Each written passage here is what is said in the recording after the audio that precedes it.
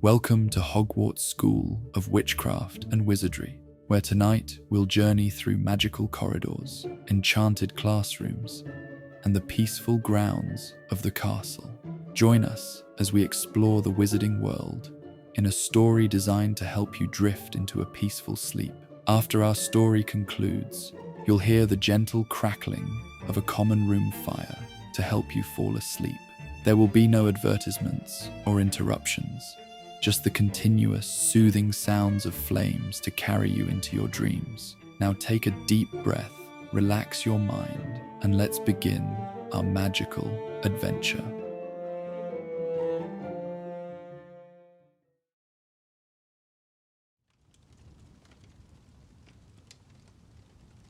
The ancient staircases of Hogwarts groaned softly beneath the weight of countless centuries, their weathered stone steps bathed in the silver glow of a gentle moon.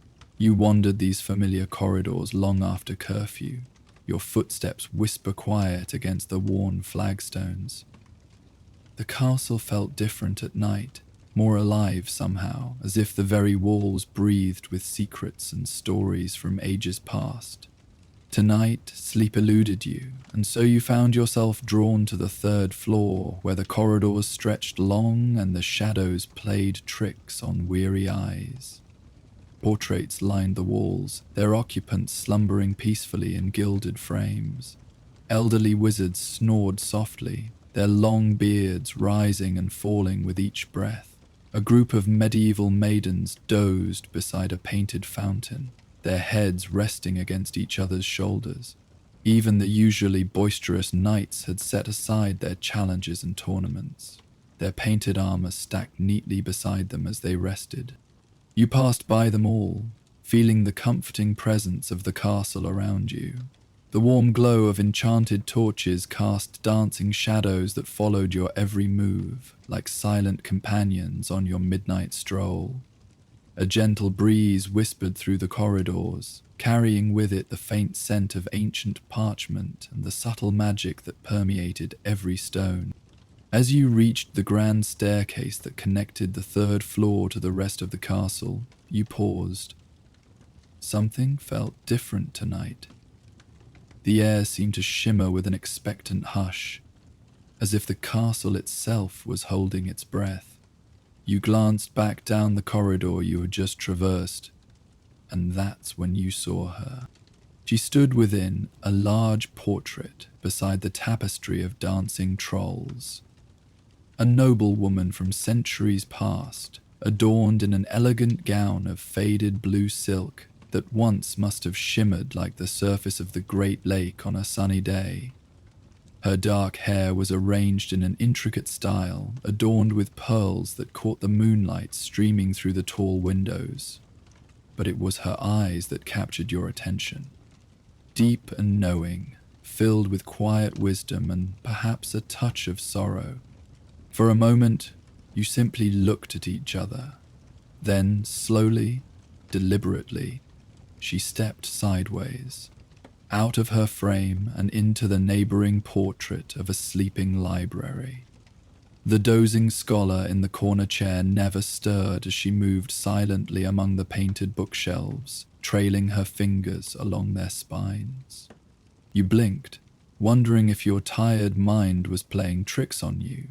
Yet, when you looked again, she had already moved to the next portrait, and then the next, making her way down the corridor like a gentle breeze, hardly disturbing the other painted inhabitants as she passed.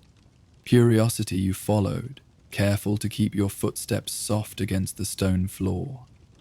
The noble woman moved with grace and purpose, pausing occasionally to straighten a crooked frame or to gently tuck in a blanket around a sleeping child in one of the portraits. Her movements were fluid, like water flowing between the frames, never hurried, yet never still. The moonlight followed her, or perhaps she followed the moonlight, moving through the corridors in a dance as old as the castle itself. You realized that she was humming softly, a melody so faint that it might have been merely the sound of the night wind through the ancient stones. Yet the tune was hauntingly beautiful, weaving its way into your thoughts like a forgotten dream. As you turned a corner, she disappeared momentarily from your sight. When you caught up, she had paused before a portrait of a grand ballroom. Inside the elaborate gilt frame, painted couples froze mid-dance, their eternal waltz paused in slumber. The noblewoman gazed at the scene with an expression you couldn't quite read. Longing, perhaps? Or remembrance? Then, to your surprise, she spoke. Her voice was soft as swan's down, with the gentle lilt of an accent long forgotten by the modern world. "Deal so beautifully, don't they?" she said, seemingly to herself, though her eyes flickered briefly in your direction. "Every night, the same steps, the same turns, never tiring, never changing." You found yourself drawing closer, entranced by this unusual encounter. The painted lady turned to face you fully now, a gentle smile playing at the corners of her lips. "You're awake quite late, young one," she observed, no hint of scolding in her tone. "The castle has many wonders to share with those who wander its halls after dark, though few students ever discover them." You nodded, explaining that sleep sometimes eluded you, and on such nights you found comfort in exploring the castle's quiet corridors.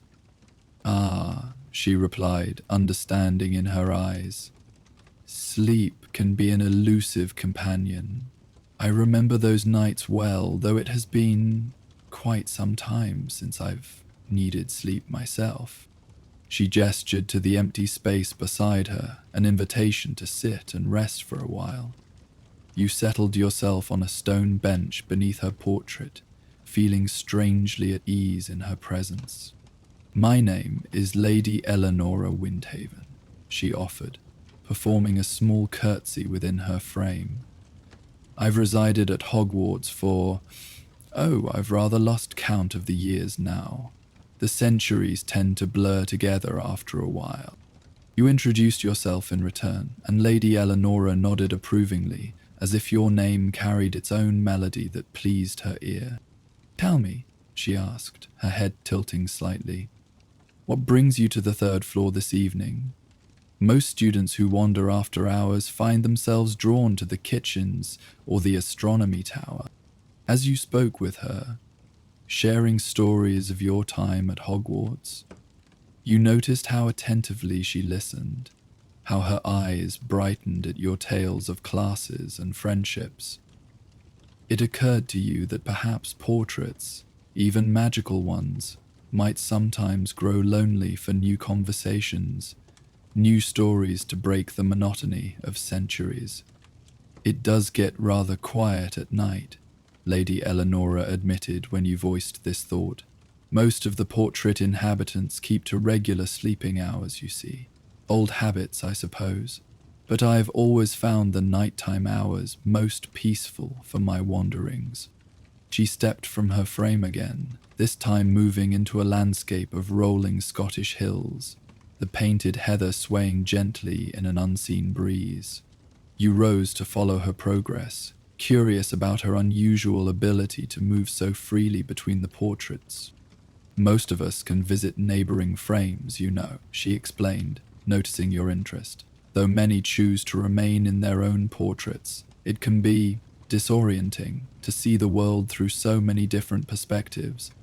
As she moved from frame to frame, Lady Eleanora continued her gentle humming.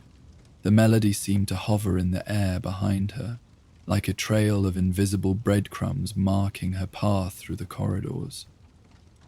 You found yourself drawn forward by the tune, following its haunting notes as much as you followed the lady herself. "It's a lullaby," she said softly, pausing in a portrait of a moonlit garden. "One my sister used to sing to me when we were children. Before..." Her voice trailed off, and a shadow of melancholy passed over her features. For a moment, she seemed lost in memories, her eyes focusing on something far beyond the confines of her painted world. Before she was gone, Lady Eleanora finished quietly. We were separated, you see, many, many years ago. The corridor had led you both to a less frequented part of the castle now, where the moonlight spilled through stained glass windows, casting pools of coloured light across the stone floor.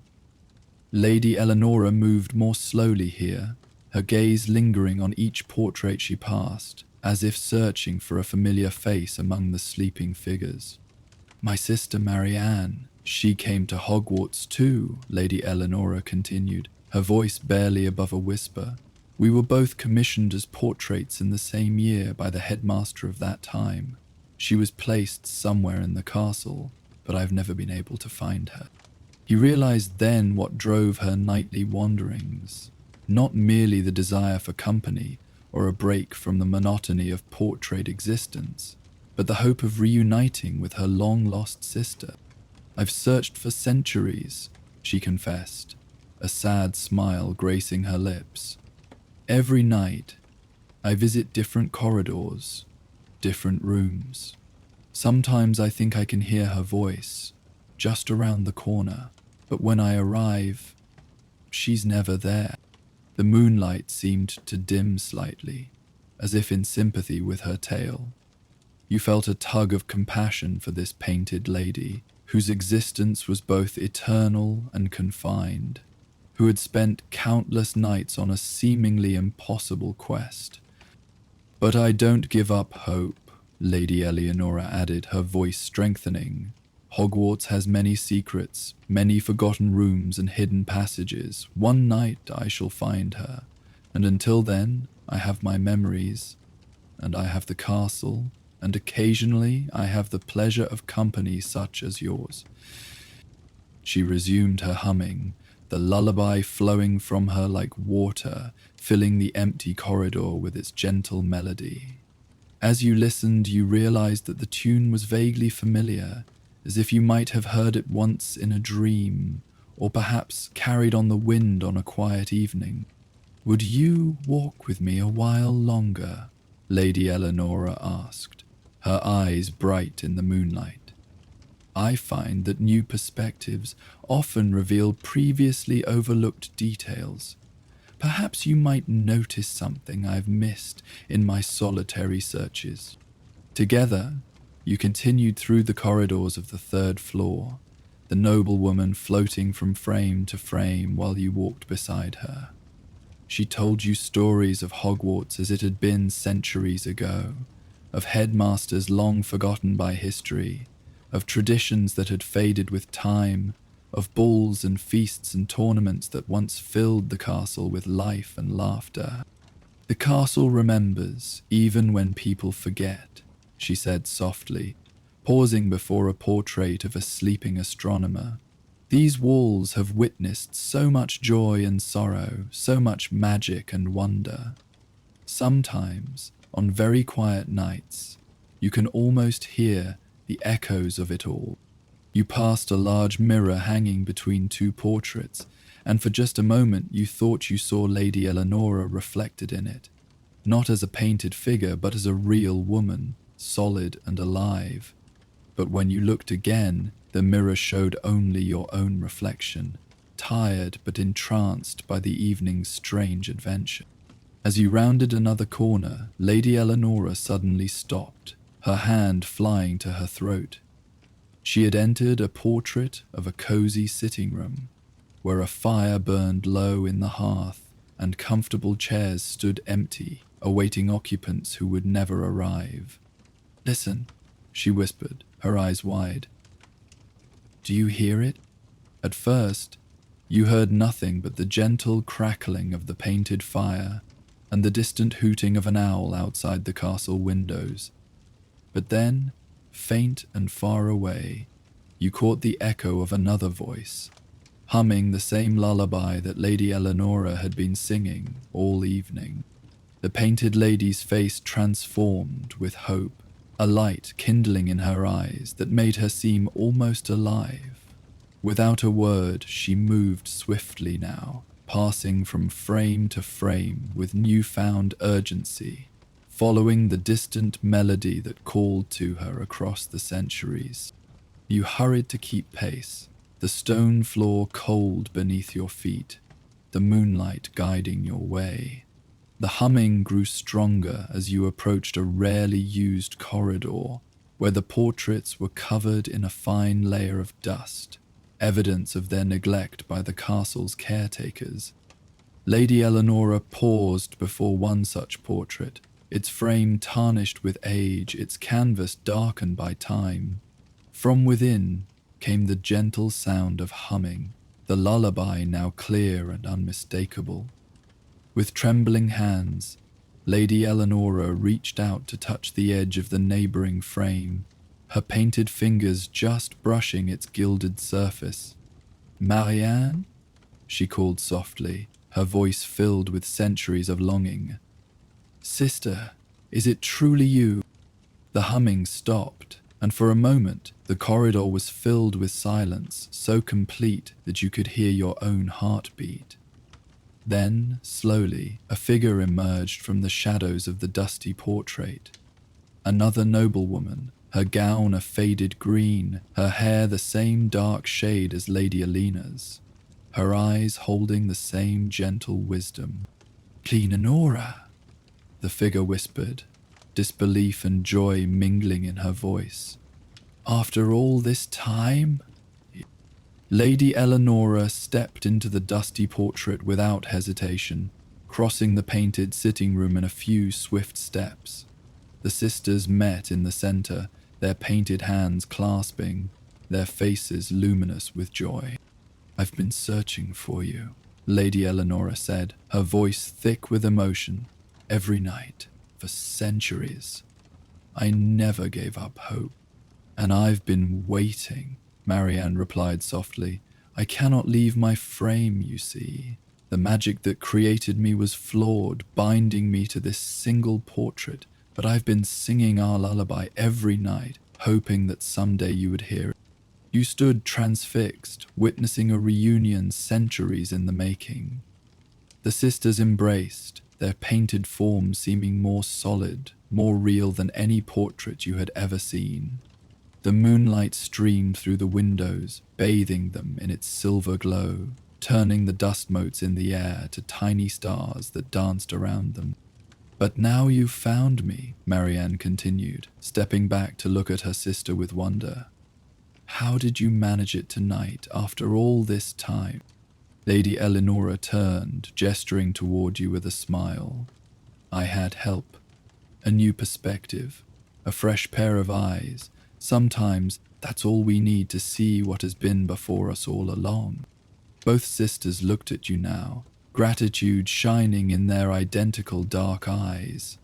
You shifted, suddenly aware of the role you had played in this momentous reunion, however unwittingly.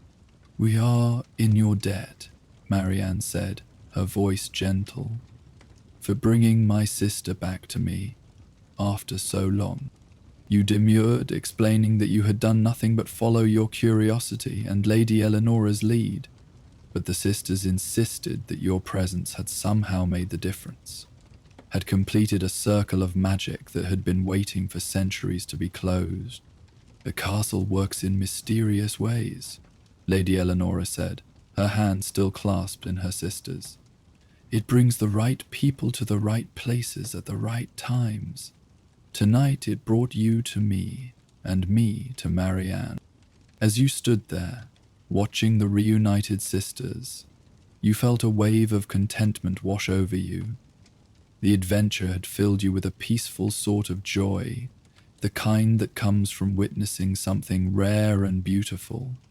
Suddenly, your earlier restlessness seemed very far away, replaced by a pleasant drowsiness. "You're tired now," Lady Eleanora observed, her voice taking on the same musical quality as her lullaby. "It's time for you to return to your dormitory and rest." You nodded, realizing that she was right. The night's explorations had finally brought the gift of sleepiness that had eluded you earlier. As you turned to go, Lady Eleanora called out once more. "Come visit us again," she said warmly. We have many stories to share, and few visitors to share them with. And now that we're together, our stories are twice as numerous and twice as wonderful. We'll be here, Marianne added, her smile as gentle as her sister's, singing our lullaby, remembering the past and welcoming the future, and any students who might wander by after hours. With a final wave, you left the sisters to their joyful reunion, making your way back through the moonlit corridors toward your dormitory. The lullaby followed you, its gentle notes wrapping around you like a comfortable blanket. By the time you reached your bed, sleep was already tugging at the edges of your consciousness, ready to pull you into dreams filled with wandering portraits and moonlit reunion.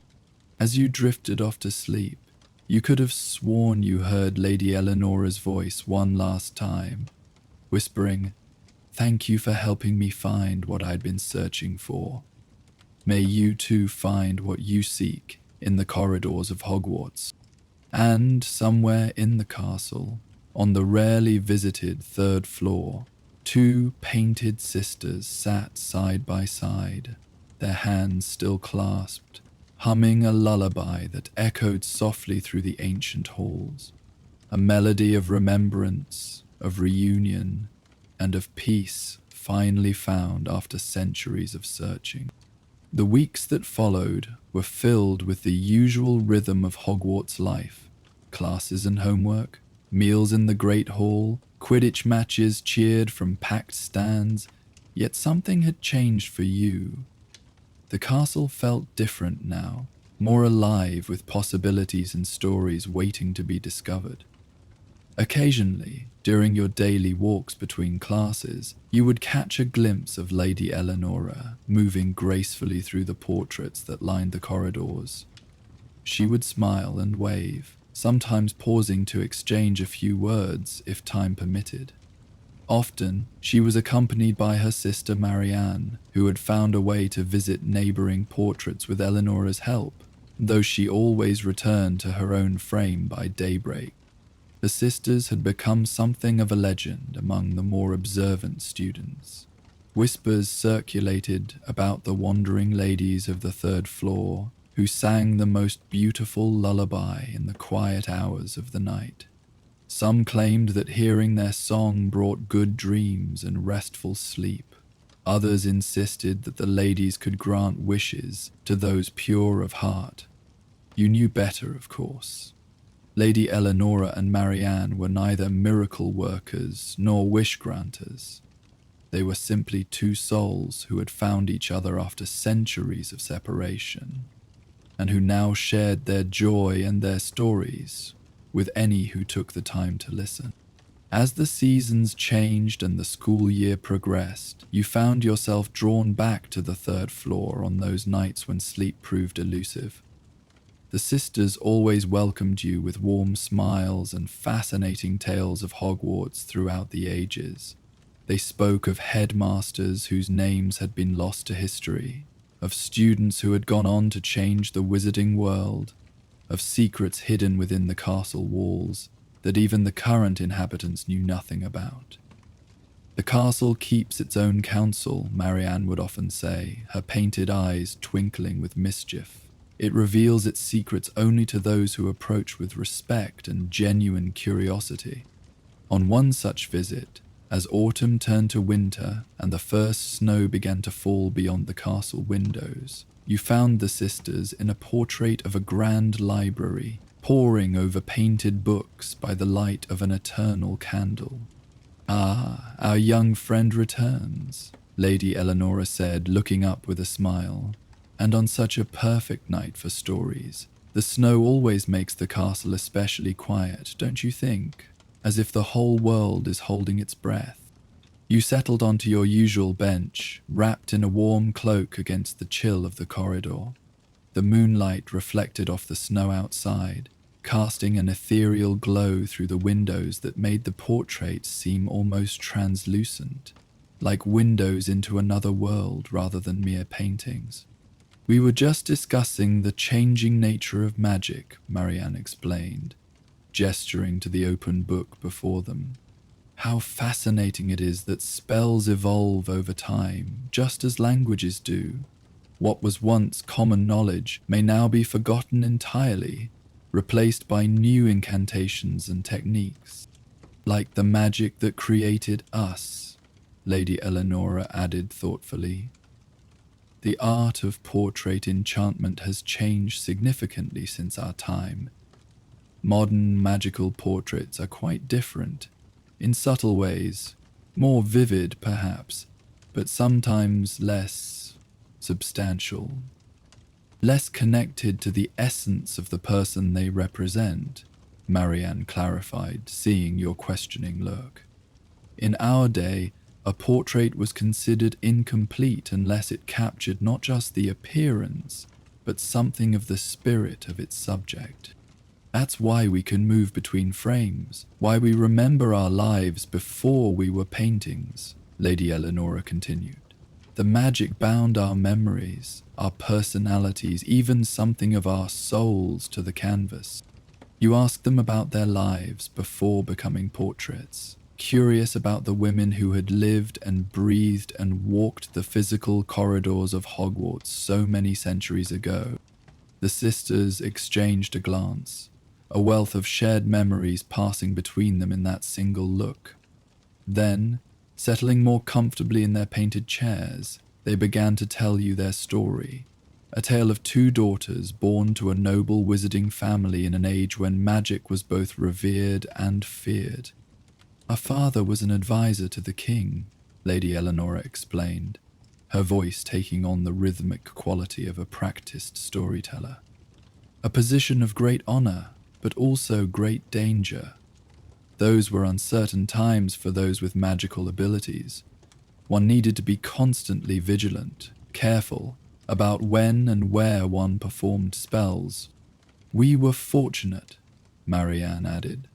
Our family was respected, our magical lineage accepted as a valuable asset to the crown. We were educated at home by the finest tutors, trained in both magical and mundane studies. And then we came to Hogwarts, Lady Eleonora said, her face softening with the memory.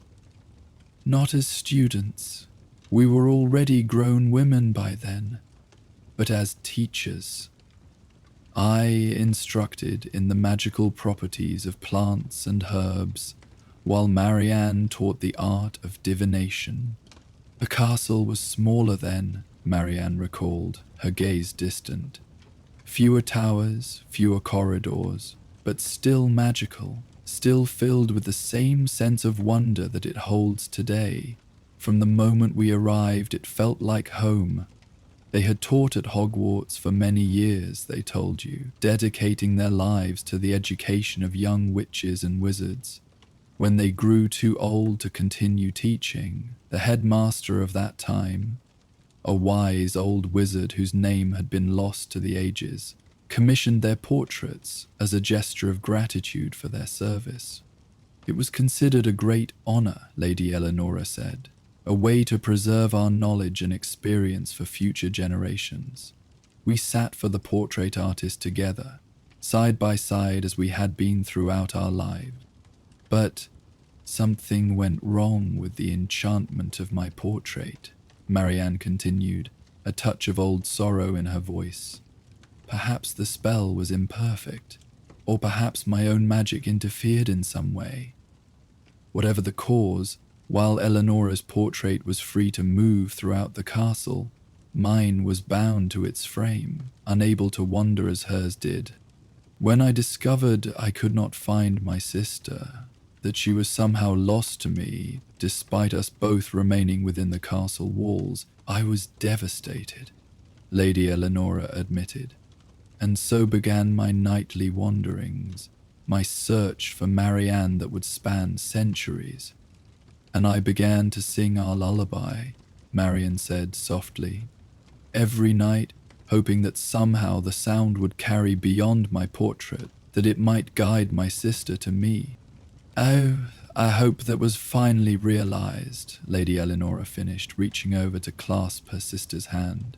Thanks to you, and to the magic of Hogwarts itself, which always finds a way to reunite those who are meant to be together. The tale complete, the sisters fell silent, allowing you to absorb the fullness of their story. Outside, the snow continued to fall, blanketing the grounds in pristine white. The moonlight cast long shadows across the corridor, and somewhere in the distance, a clock chimed the late hour. "But enough about us," Lady Eleanora said at last, her eyes twinkling. "Tell us about your day, about your classes and your friends. It brings us such joy to hear of life at Hogwarts as it is now, to see how some things change while others remain eternal." And so the night passed in gentle conversation, in stories shared and memories revived. The sisters listened attentively to your tales of modern Hogwarts life, asking questions and offering insights drawn from their centuries of observation. Their obvious delight in these simple exchanges reminded you that even magical portraits could appreciate the gift of genuine connection. As the hours grew late and your eyelids began to grow heavy, Lady Eleanora noticed your fatigue. With a gentle smile, she began to hum the lullaby, that same haunting melody that had guided you to Marianne's portrait on that first night. Her sister joined in, their voices blending in perfect harmony, creating a sound so beautiful and peaceful that it seemed to wrap around you like an enchanted blanket. "Sleep now," Lady Eleanora murmured between notes. "Rest your mind and body. The castle will watch over you as it has watched over generations of students before you. And we will be here when you return," Marianne added softly, with more stories to share and new mysteries to explore.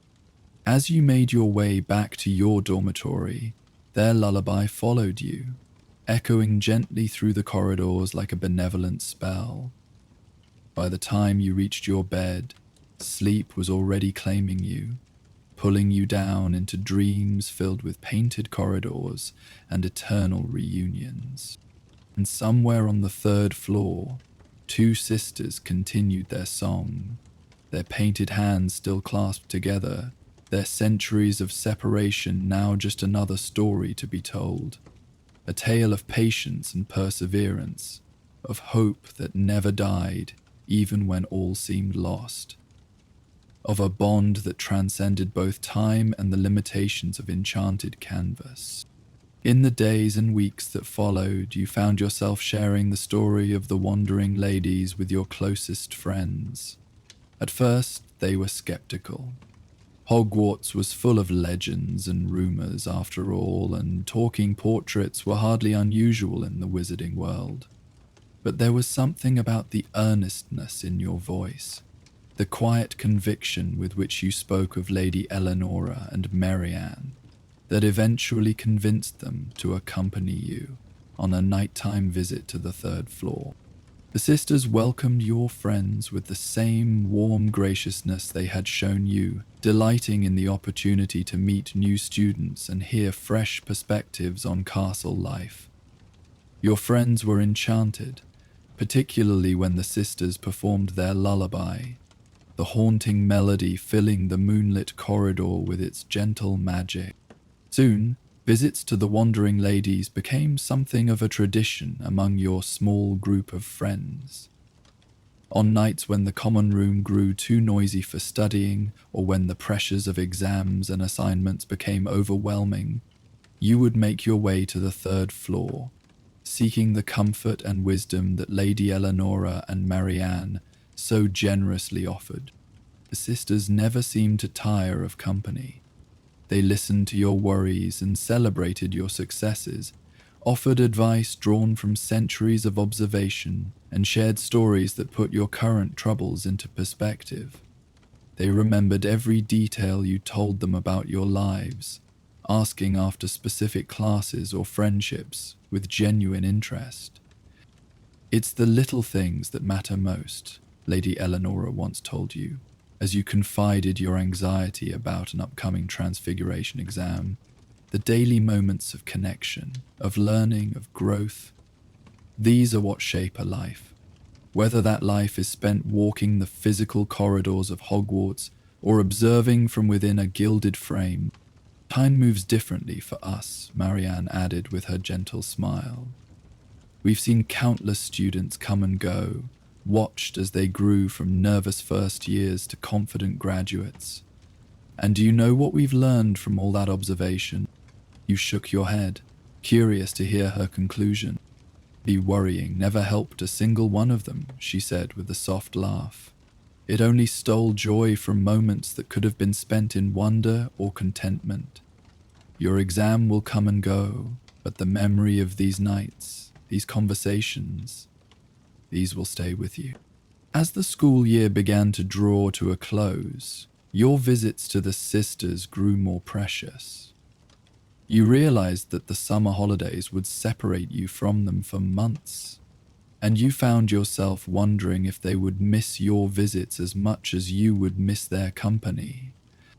Of course we shall miss you, Lady Eleanora assured you when you voiced this concern, but we have each other now, and the summer will pass quickly for us. Before you know it, you'll be back at Hogwarts, and we shall have new stories to exchange. On your final visit before the end of term, you found the sisters in a portrait of a garden in full bloom, the painted flowers eternally fresh and vibrant despite the passage of seasons outside the castle walls. They welcomed you with their usual warmth, but there was something different about them tonight. A kind of quiet excitement that seemed to radiate from their painted forms. We have something to show you, Lady Eleanora said, her eyes bright with anticipation.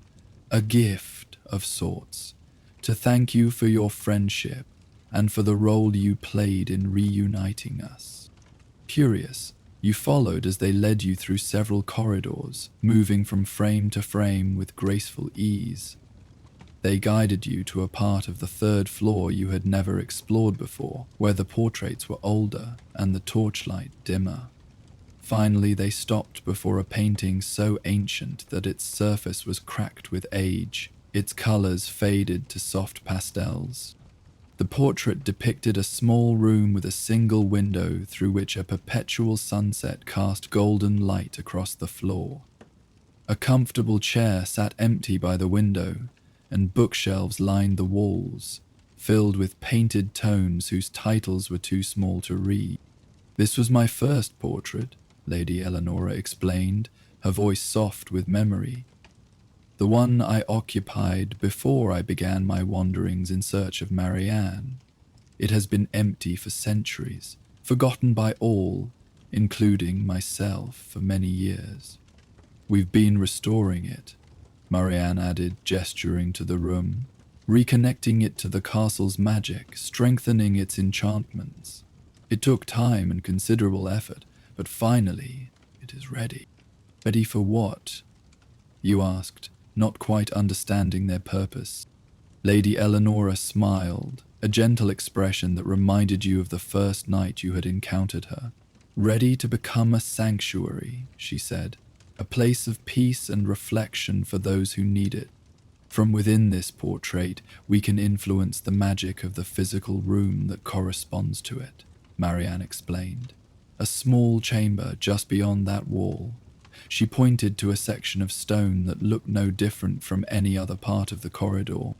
The room has been sealed for centuries, Lady Eleanora continued. But for you and anyone you choose to bring there, it will open. A place where the castle's magic is particularly concentrated, where dreams are more vivid and rest more profound. As if responding to her words, the wall she had indicated began to shimmer, the solid stone seeming to ripple like water. Slowly an archway formed where none had been before, revealing a small circular room beyond. Inside, a window identical to the one in the portrait faced west, capturing the last rays of the setting sun. A comfortable-looking window seat was built into the alcove, Piled with soft cushions, bookshelves lined the walls, filled with real books whose spines gleamed in the golden light. The room of peaceful dreaming, Lady Eleanor said softly, created long ago by the founders of Hogwarts as a place of respite and renewal. It was forgotten over time, its entrance sealed and its purpose lost, until now. Marianne nodded encouragingly. Go on, she urged. Enter and see. With a sense of wonder, you stepped through the archway into the circular room. Immediately, a feeling of profound peace washed over you, as if all your worries and anxieties had been gently lifted away. The air was filled with a subtle fragrance, lavender and chamomile, with hints of other herbs you couldn't quite identify. The cushions on the window seat seemed to beckon invitingly, promising comfort and rest. The room will appear for you whenever you have need of it. Lady Eleanor's voice came from the portrait that hung on the wall opposite the window. A place to rest, to dream, to find peace when the world becomes too noisy or demanding. And we will be here, Marianne added, her painted form now beside her sister's in the portrait. To keep watch, to offer company if you desire it, or to leave you in peaceful solitude if that is what you need. You turned slowly, taking in every detail of the magical room. The intricate patterns woven into the cushions, the titles of books both familiar and unknown, the way the light from the eternal sunset cast everything in a warm golden glow. It was perfect, a hidden treasure within the already magical castle, a sanctuary created just for you. Thank you, you said, your voice thick with emotion. This is incredible. The sisters smiled in unison, clearly pleased by your reaction. It is our gift to you, Lady Eleanor said simply, for bringing light and companionship into our painted existence, and for helping us find each other after so long apart. You spent that last evening before the summer holidays in the room of peaceful dreaming, talking with the sisters until your eyelids grew heavy. The window seat proved to be as comfortable as it looked, and as you drifted towards sleep, the sisters began to sing their lullaby. The gentle melody seemed to blend with the magic of the room, creating a cocoon of perfect tranquility around you. Your dreams that night were vivid and beautiful, not the usual jumble of daily experiences and random images, but coherent stories that unfolded like enchanted tapestries. You dreamed of flying over the Hogwarts grounds on a perfect summer day, of discovering hidden rooms filled with friendly magical creatures, of conversations with the founders themselves. When you finally awoke, as the first light of dawn crept through the window, you felt more rested and at peace than you had in months. Sleep well? Lady Eleanor asked from her portrait, her voice warm with affection. He nodded, stretching contentedly. Better than ever. The room has that effect, Marianne said with a smile. It's why it was created, to provide true rest, the kind that rejuvenates both body and spirit. As you prepared to leave, to join your classmates for the final breakfast of the term, the sisters called out one last time from their portrait. Remember, Lady Eleanor said, the room will be waiting for you when you return, and so shall we. Carry the peace of this place with you through the summer, Marianne added, and know that Hogwarts holds many such wonders waiting to be discovered by those with open hearts and curious minds. With a final wave, you stepped back through the archway, which sealed itself behind you, becoming once more an unremarkable section of stone wall. But you knew it would open for you again when you returned, just as the sisters had promised. As you made your way back to your dormitory, the morning light streaming through the tall windows of the castle corridors, you found yourself humming the sisters' lullaby. The tune stayed with you throughout the day, through the final breakfast in the Great Hall, the last-minute packing, the journey to Hogsmeade Station, and even aboard the Hogwarts Express as it carried you away from the castle and toward home. The melody was a reminder of the magic you had discovered, of the friendship you had formed with two painted ladies who had waited centuries to be reunited. It was a promise, too, that Hogwarts would be waiting for your return, with all its wonders and secrets, its talking portraits and hidden rooms, its endless capacity for magic, both great and small. And somewhere on the third floor, behind an unremarkable section of stone wall, the room of peaceful dreaming waited in perpetual sunset, guarded by two sisters whose painted hands remained clasped together, their centuries of separation now just a story to be told on quiet evenings when sleep proved elusive and the castle's corridors beckoned with promises of undiscovered magic. As you drifted off to sleep that night in your own bed far from Hogwarts, you could have sworn you heard their voices one last time, singing their ancient lullaby across the miles, a gentle reminder that sometimes the greatest magic lies not in grand spells or powerful enchantments, but in the simple act of connection, of finding someone who has been searching for you, or of helping others find what they have been seeking all along. The charms classroom was bathed in golden candlelight, the flames dancing lazily in their holders as evening settled over Hogwarts. You had stayed behind after Professor Flitwick's lesson, hoping to master the tricky wand movement for a new spell before dinner.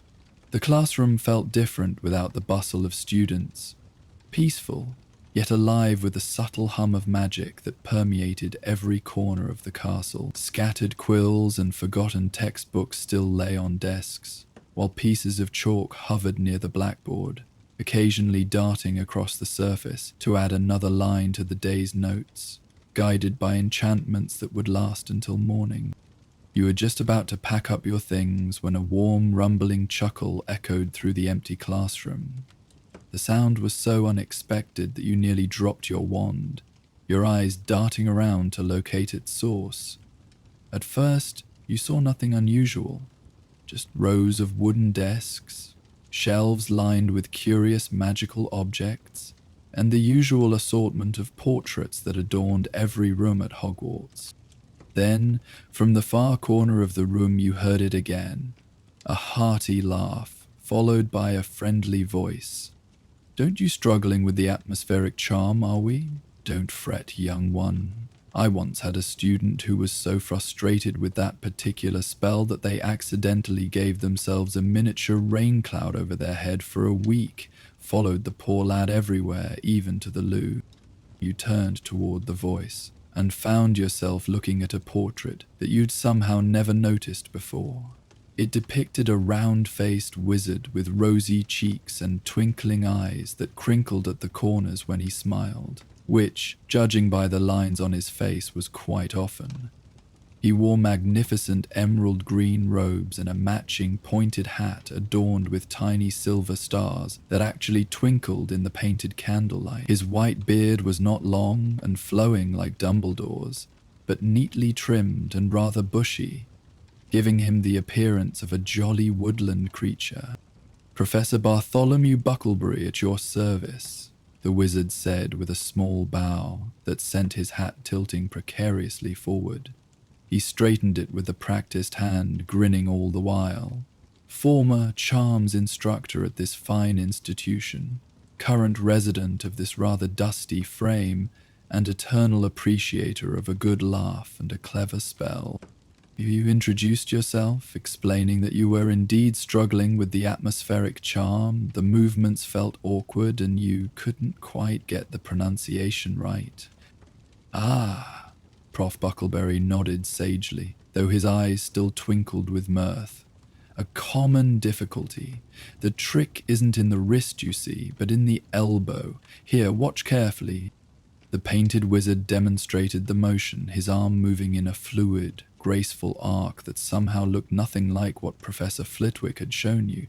Yet, as you watched, you could see how the movement made more sense, how it would better direct the flow of magic. Now, as for the pronunciation, Professor Bucklebury continued, think of it as singing rather than speaking. Eraten testis, feel how it rises and falls. Magic responds to rhythm and melody as much as to words. That's why music is such a powerful magical force. He tried again, following his guidance. Though no actual magic happened, you'd need to be formally taught the spell first. The movements and words felt more natural, more connected. Splendid! Professor Bucklebury clapped his painted hands together. You have a natural instinct for charm work, I can tell. Reminds me of a young witch I taught back in, must have been 1842 or thereabouts, Matilda Marshbank. Brilliant girl, absolutely brilliant. She once charmed all the suits of armor in the castle to waltz on Valentine's Day. Took 3 professors and the caretaker to sort out the mess when they started asking portraits to dance. His laugh echoed through the classroom again, warm and infectious. You couldn't help but smile in response, your earlier frustration completely forgotten. Are there many stories about your time teaching here? You asked, settling into the chair nearest to his portrait. Something about Professor Bucklebury's manner made you want to hear more. His voice had a gentle, rhythmic quality that was both entertaining and soothing. Stories? My dear student, I have more stories than there are stars in the enchanted ceiling of the Great Hall. He settled back in his painted armchair, adjusting his green hat with obvious affection. I taught at Hogwarts for 63 years, you know. Saw generations of young witches and wizards pass through these halls. And in all that time, I collected tales the way some collect chocolate frog cards or rare potion ingredients. Would you tell me one? You asked, your curiosity piqued. Professor Bucklebury's eyes lit up with delight. Nothing would please me more. Let's see. What sort of tale would you enjoy? Something whimsical? Mysterious? Perhaps a bit of both? You suggested he choose his favorite, and the wizard's smile grew even broader. My favorite, is it? Well then, I'll tell you about the great cupcake caper of 1839. He leaned forward in his painted chair, lowering his voice as if sharing a delightful secret. It began, as many of the best magical mishaps do, with the best of intentions and the most creative of minds. As Professor Bucklebury spoke, the classroom seemed to grow warmer, cozier. The candles burned with a steadier flame, and the chalk that had been darting about settled down to listen. Even the shadows in the corners appeared to lean in, eager to hear the tale. There was a young Hufflepuff boy, Timothy Teaberry was his name, who had an absolute gift for creating new spells. Creative magic, you understand, is both the most rewarding and the most dangerous kind. Timothy had decided, in his 3rd year, that the castle was looking a bit gloomy during the winter months. Too many grey stones, too many dark corners, not enough colour and cheer. The professor's hands moved expressively as he spoke, occasionally sending his green hat askew, which he would straighten absently without breaking the rhythm of his story. So Timothy developed a spell that he believed would turn cobwebs into colourful decorations, streamers, if you will. He practiced in secret, working out the intricate wand movements and the precise pronunciation. But what he failed to consider, as many young spell creators do, was the nature of cobwebs themselves. Professor Bucklebury paused, his eyes twinkling more brightly than ever. Can you guess what happened when he finally cast his spell in the Great Hall during breakfast one morning? You shook your head, completely engrossed in the tale. The cobwebs didn't turn into streamers at all. They turned into cupcakes. Hundreds upon hundreds of delicious frosted cupcakes that came raining down from the ceiling. The professor let out a hearty laugh at the memory. Pink ones, blue ones, yellow ones with sprinkles, every color and flavor imaginable. They landed on tables, in students' laps, on top of heads. One particularly large specimen found its way directly into the headmaster's porridge, splashing him rather dramatically. The mental image was so absurd that you couldn't help but laugh along with Professor Bucklebury. But here's the truly marvelous part, he continued, leaning even closer to the frame of his portrait. The cupcakes were absolutely delicious, the finest treats anyone at Hogwarts had ever tasted. Timothy received a month of detention for casting unauthorized spells, of course. But he also earned 50 points for Hufflepuff, for what Professor Dippet called extraordinary, if misguided, magical innovation. And to this day, the house elves in the kitchen use Timothy's recipe for the cupcakes served at the Halloween feast. Professor Bucklebury sat back, clearly pleased with the tale. The moral of the story, if there must be one, is that magical mistakes can sometimes turn out to be the most wonderful discoveries. Magic, like life, often has its own ideas about where it wants to go. He nodded, appreciating both the story and the wisdom hidden within it. The frustration that had led you to stay late practicing your charm work now seemed trivial, even a bit silly. Magic wasn't meant to be forced or fought with. It was meant to be worked with, danced with, even laughed with. I see that look of understanding in your eyes, Professor Bucklebury said approvingly. You'll make a fine charm worker one day, mark my words. It's not the ones who get every spell right on the first try who truly master magic. It's the ones who understand that magic is as alive as you or I, with a will and a sense of humor all its own. Outside the windows of the charms classroom, the sky had deepened to a rich indigo, stars beginning to peek through the darkening canopy.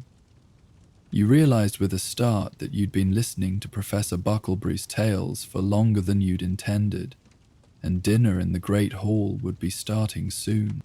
As if reading your thoughts, the painted wizard nodded understandingly. Off you go then. Don't miss your meal on my account. The stories will keep until another time. Then, with a twinkle in his eye, he added, though, if you've enjoyed our little chat, perhaps you might visit again. I have so many tales to tell, and portraits, I'm afraid, have rather a lot of time on their hands. You promised that you would return, genuinely looking forward to hearing more of his stories. As you gathered your books and prepared to leave, Professor Bucklebury called out one last piece of advice. Remember what I said about the atmospheric charm, elbow, not wrist, and sing rather than speak. And if you happen to conjure a rain cloud instead, well, he chuckled merrily. Just be sure to bring an umbrella next time. His warm laughter followed you out of the classroom, echoing gently down the corridor as you made your way to the great hall. True to your word, you did return to visit Professor Bucklebury. At first your visits were occasional, a few minutes after charms class when you had a question about a particular spell, or a quiet Sunday afternoon when the common room was too noisy for studying. But soon, visiting the jolly wizard in the green hat became something of a ritual, a peaceful interlude in the busy rhythm of school life. Professor Bucklebury never seemed to run out of stories. He told you about the time a misfired cheering charm caused all the books in the library to burst into song. Madam Pince's predecessor had apparently fainted on the spot. About the student who accidentally turned himself into a teapot during transfiguration and served as the centerpiece at the staff table for a week before anyone realized he wasn't just an unusually lifelike piece of china. About the notorious prank war between the graduating class of 1867 and the staff, which culminated in the entire Great Hall being turned into a giant chessboard with students and teachers as the pieces. Each tale was more entertaining than the last, delivered with Professor Bucklebury's trademark chuckles and animated gestures. But as you spent more time with the painted wizard, you began to notice that beneath the humor and whimsy, there was often a kernel of wisdom, a lesson about magic or life that stayed with you long after the laughter had faded. One particularly chilly evening in late autumn, you found yourself drawn to the charms classroom once again. Rain lashed against the windows and the wind howled through the castle corridors, making the prospect of a warm, candle-lit room and a cheerful companion especially appealing. As you had hoped, Professor Bucklebury was awake in his frame, his green hat slightly askew as he appeared to be organizing a stack of painted books on a small table. "Ah, my young friend," he exclaimed when he noticed you entering. "What perfect timing. I was just reminiscing about the great blizzard of 1879, when the entire castle was snowed in for 3 weeks straight. Now there was a time for telling tales and making merry. We charmed the suits of armor to serve hot chocolate, transformed the great hall into an ice skating rink, and held the first ever Hogwarts indoor broom obstacle course.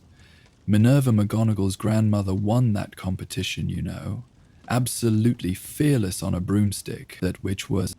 You settled into your usual chair, grateful for the warmth and light of the classroom after the dark, drafty corridors. Professor Bucklebury must have noticed your slightly damp robes and the way you huddled close to the nearest candle. "Nasty weather we're having, isn't it?" he said sympathetically. "Reminds me of the time I accidentally taught the wrong incantation for a weather-modifying charm and caused it to rain inside the classroom for 3 days straight. The students had to attend lessons in wellies and raincoats. Quite a sight, I must say." His laugh boomed out, as warm and comforting as a mug of butterbeer on a cold day. But after a moment, his expression became more thoughtful, his twinkling eyes taking on a hint of gentle wisdom. "You know," he said, stroking his bushy white beard, "on nights like these, I used to tell my students a particular kind of story. One meant not just to amuse, but to warm the heart and soothe the spirit. Would you care to hear such a tale tonight?" You nodded eagerly, pulling your chair a bit closer to the portrait. "Very well, then," Professor Bucklebury said, settling more comfortably in his painted armchair and adjusting his green hat with a practiced hand. "I shall tell you the story of the wizard who found happiness in a teacup." As he began his tale, his voice took on a different quality, still warm and rich, but now with a gentle, almost lyrical cadence that seemed to rise and fall like a lullaby. You found yourself relaxing further into your chair, the sound of the rain outside fading to a pleasant backdrop to the wizard's storytelling.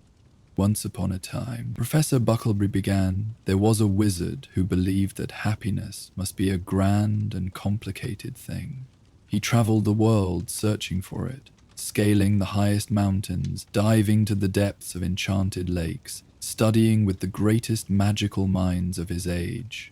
He learned to conjure spectacular illusions, to brew potions of extraordinary power, to transform himself into magnificent creatures. And yet, for all his adventures and accomplishments, happiness eluded him. Weary from his travels and disheartened by his failure, the wizard returned to the small cottage where he had grown up. It was a humble place, nestled in a valley between gentle hills, with a garden that had grown wild in his absence and a roof that leaked when it rained. On his first night home, as water dripped steadily into a pot on his kitchen floor, the wizard realized he had nothing left of his travels but a single tea leaf, a souvenir from a distant land known for its magical plants. With a sigh, he placed the leaf in a cracked cup, poured in hot water, and sat by his window to watch the rain. As he sipped the tea, something extraordinary began to happen. He noticed the way the candlelight danced on the surface of the liquid, creating patterns of gold and amber. He observed how the steam rose in delicate spirals, carrying the fragrant aroma to his nostrils. He felt the warmth of the cup seeping into his fingers, and the gentle heat of the tea as it trickled down his throat. And in that simple moment, with his humble cup of tea in his humble cottage with the rain falling gently outside, the wizard found what he had been searching for all along. Happiness, he realized, wasn't in grand adventures or powerful magic. It was in the small moments of awareness, of presence, of appreciation for the simple wonders that surrounded him every day. Professor Bucklebury paused, his eyes soft with reflection. Outside, the rain continued to fall, but it seemed gentler now, more like a soothing melody than a howling storm. The wizard lived the rest of his days in that cottage, the professor continued, his voice taking on a dreamy quality. He tended his garden, brewed his tea, and practiced a quieter, subtler kind of magic. The magic of mindfulness, of gratitude, of finding joy in ordinary moments. And it is said that those who visited him came away feeling as if they had been given a precious gift, though they could never quite explain what it was. The tale complete, Professor Bucklebury fell silent, allowing the gentle wisdom of the story to settle in the candlelit classroom. You sat quietly too, feeling a warm sense of peace spreading through you, as comforting as the imaginary wizard's cup of tea. Sometimes, the professor said softly after a while, the greatest magic lies not in what we can transform or create or control, but in what we can appreciate and notice and love, just as it is. You nodded, understanding dawning like a gentle sunrise. It was a different kind of lesson than what you usually learned at Hogwarts, but no less valuable for its simplicity. The rain outside had eased to a gentle patter, and the wind had died down to a whisper. The candles in the classroom burned low, casting long, soft shadows across the desks and floor. You felt your eyelids growing heavy, lulled by the cozy atmosphere, and Professor Bucklebury's soothing voice. Noticing your drowsiness, the painted wizard smiled gently. Perhaps that's enough storytelling for one night, my young friend. Even the most captivating tales must sometimes give way to dreams. You nodded sleepily, reluctant to leave the peaceful cocoon of the charms classroom, but aware that curfew was approaching. As you gathered your things and prepared to depart, Professor Bucklebury spoke once more. Before you go, would you do an old portrait a favor? That candle on Professor Flitwick's desk. It's been guttering for some time now, and I do so dislike being left in total darkness. Might you replace it with a fresh one? There should be spares in the drawer. You obliged, finding a new candle and carefully lighting it with a match from the same drawer. The fresh flame burned bright and steady, illuminating Professor Bucklebury's portrait with a warm, golden glow. Thank you, my dear, he said with genuine gratitude. Light is a precious thing, especially on dark nights. Rather like stories, don't you think? Both bring warmth and clarity, both push back the shadows in their own way. With those words echoing in your mind, you bid the professor good night and made your way back to your dormitory, carrying a small piece of his wisdom with you like a glowing ember. The weeks that followed brought colder weather and shorter days as winter tightened its grip on the castle. The charms classroom became a haven of warmth and light, a place where you could escape the chill and the growing pressure of examinations. Professor Bucklebury seemed to sense when you needed cheering up, when you needed distraction, or when you simply needed a friendly ear. His stories adjusted accordingly, sometimes wild and funny, sometimes thoughtful and deep, but always engaging, always delivered with the same twinkling eyes and occasional tilting of his emerald green hat. You weren't the only student who had discovered the joy of Professor Bucklebury's company. Occasionally you would arrive for a visit to find other students already there, listening with rapt attention as the painted wizard regaled them with tales of magical mishaps and adventures. Rather than feeling jealous of sharing your special friend, you found yourself pleased that others were discovering the wisdom and warmth hidden behind the jolly exterior and the funny stories. One snowy evening in December, as the castle prepared for the Christmas holidays, you found yourself once again in the familiar classroom. Festive decorations had appeared, garlands of holly and ivy draped over the windows, tiny enchanted candles that floated near the ceiling like colorful stars, and in the corner, a small Christmas tree adorned with ornaments that changed color every few minutes. Professor Bucklebury's portrait had not been neglected in the decorating. Someone had attached a sprig of holly to the top of his frame, and the wizard himself was sporting a red and gold scarf alongside his usual green hat. "Ah, the holidays!" he exclaimed when he saw you enter. "My favorite time of year at Hogwarts. The castle truly outdoes itself, doesn't it? In my day, we used to charm the suits of armor to sing carols, though we had to be careful with the selection. Give them anything too rousing, and they'd get so enthusiastic they'd fall apart. Nothing ruins God Rest Ye Merry Hippogriffs quite like a helmet rolling across the Great Hall in the middle of the chorus." You laughed, settling into your usual seat and noting that someone had placed a comfortable cushion on it, probably another of Professor Bucklebury's regular visitors. The thought warmed you as much as the crackling fire in the corner of the room. "I was just thinking about holiday traditions," the professor continued, his eyes taking on a distant, reminiscing look. "We had so many wonderful ones when I was teaching. The great feasts, of course, and the decorations. But my personal favorite was always the Charms Club Christmas Eve gathering." "What was that like?" you asked, your curiosity piqued. Professor Bucklebury's face lit up at the question. "Oh, it was magical in the truest sense of the word. We would gather here in this very classroom, students from all houses who shared a love of charm work. The desks would be pushed aside to create a space in the center, and everyone would bring their favorite charm to share.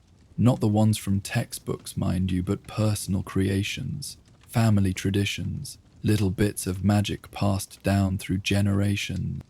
As he spoke, his hands moved expressively, painting pictures in the air. There would be charms that created tiny snowstorms inside glass globes, charms that made paper birds fly in formation, charms that wove light into beautiful patterns like the aurora borealis. One student, a quiet Ravenclaw girl with an extraordinary mind, created a charm that allowed everyone to hear the music that played in her head when she cast spells.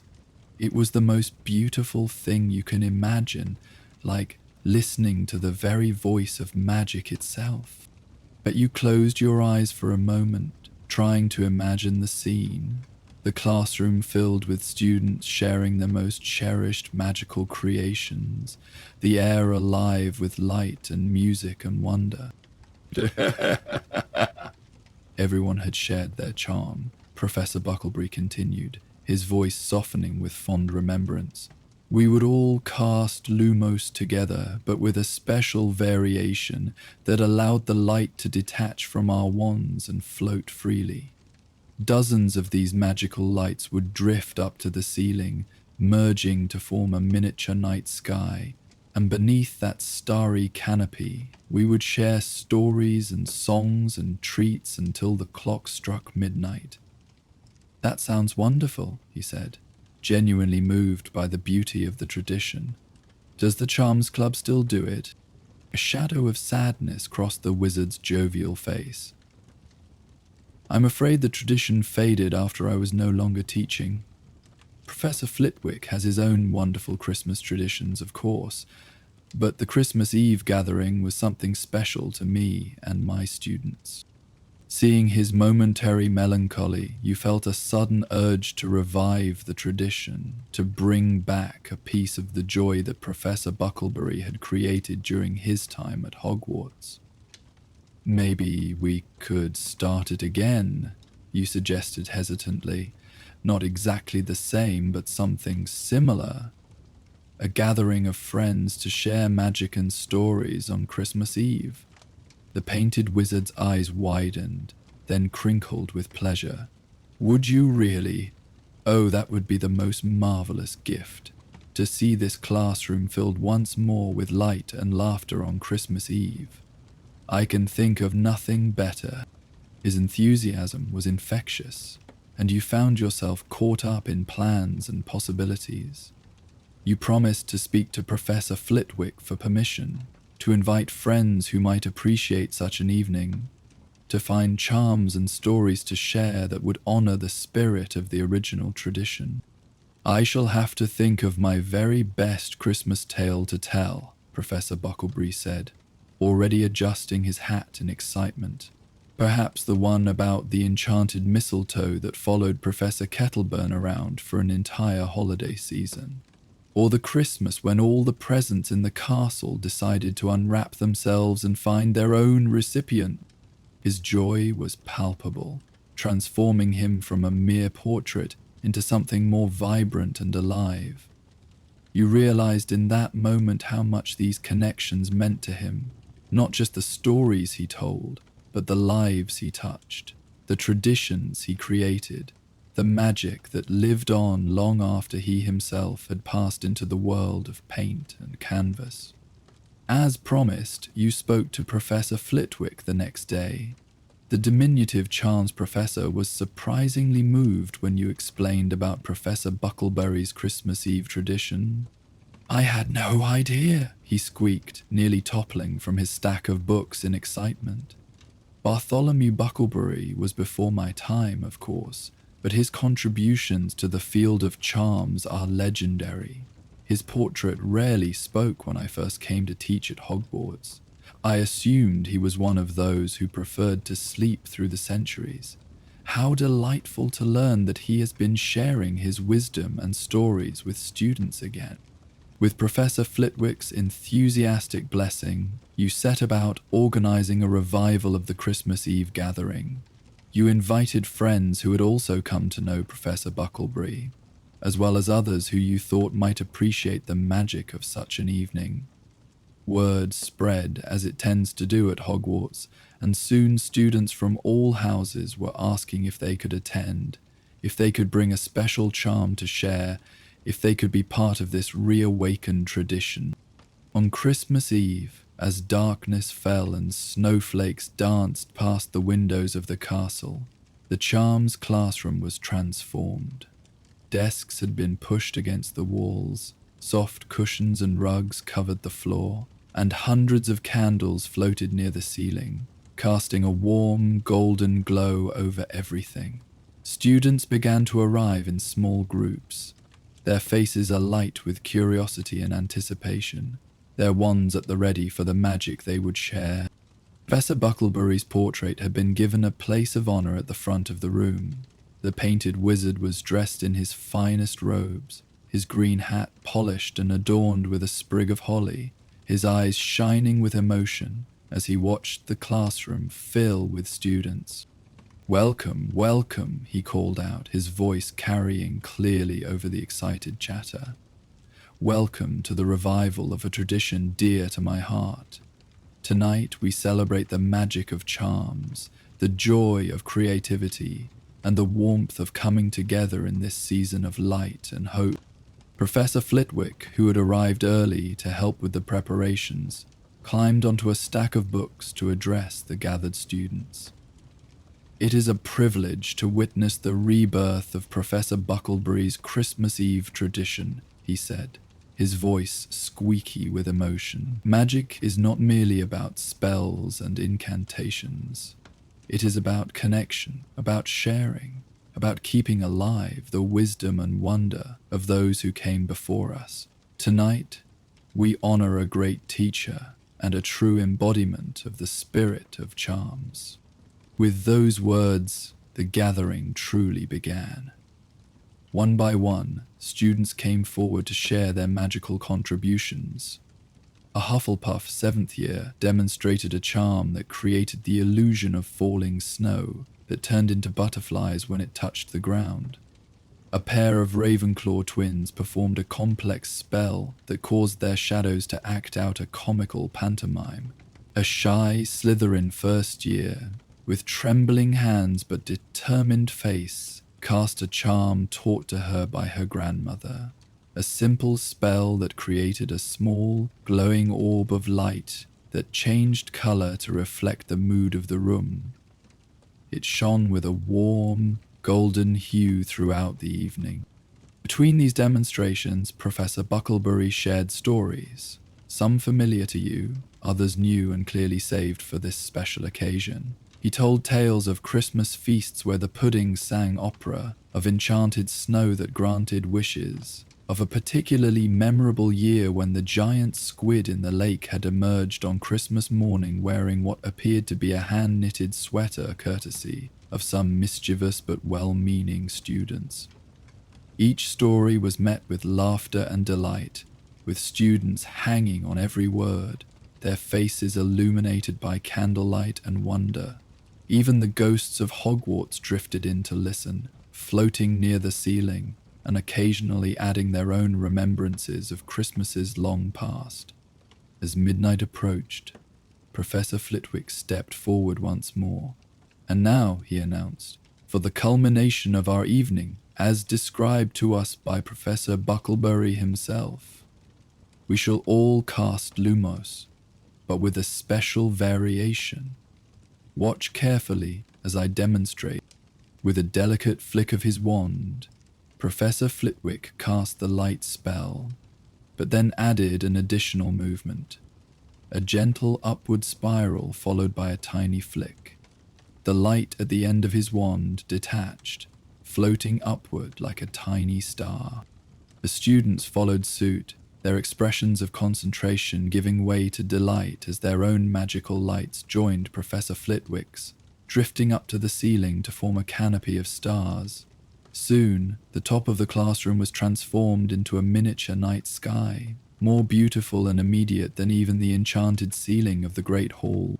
Under this magical firmament, Professor Bucklebury told one final story, a tale of a Christmas long ago when a group of students, unable to return home for the holidays due to a terrible snowstorm, had created their own celebration in the castle. It was a story of improvisation and ingenuity, of friendship that crossed house boundaries, of finding joy and magic in unexpected circumstances. "And that, my dear young friends," he concluded, his voice gentle in the starlit room, "is the true magic of Hogwarts.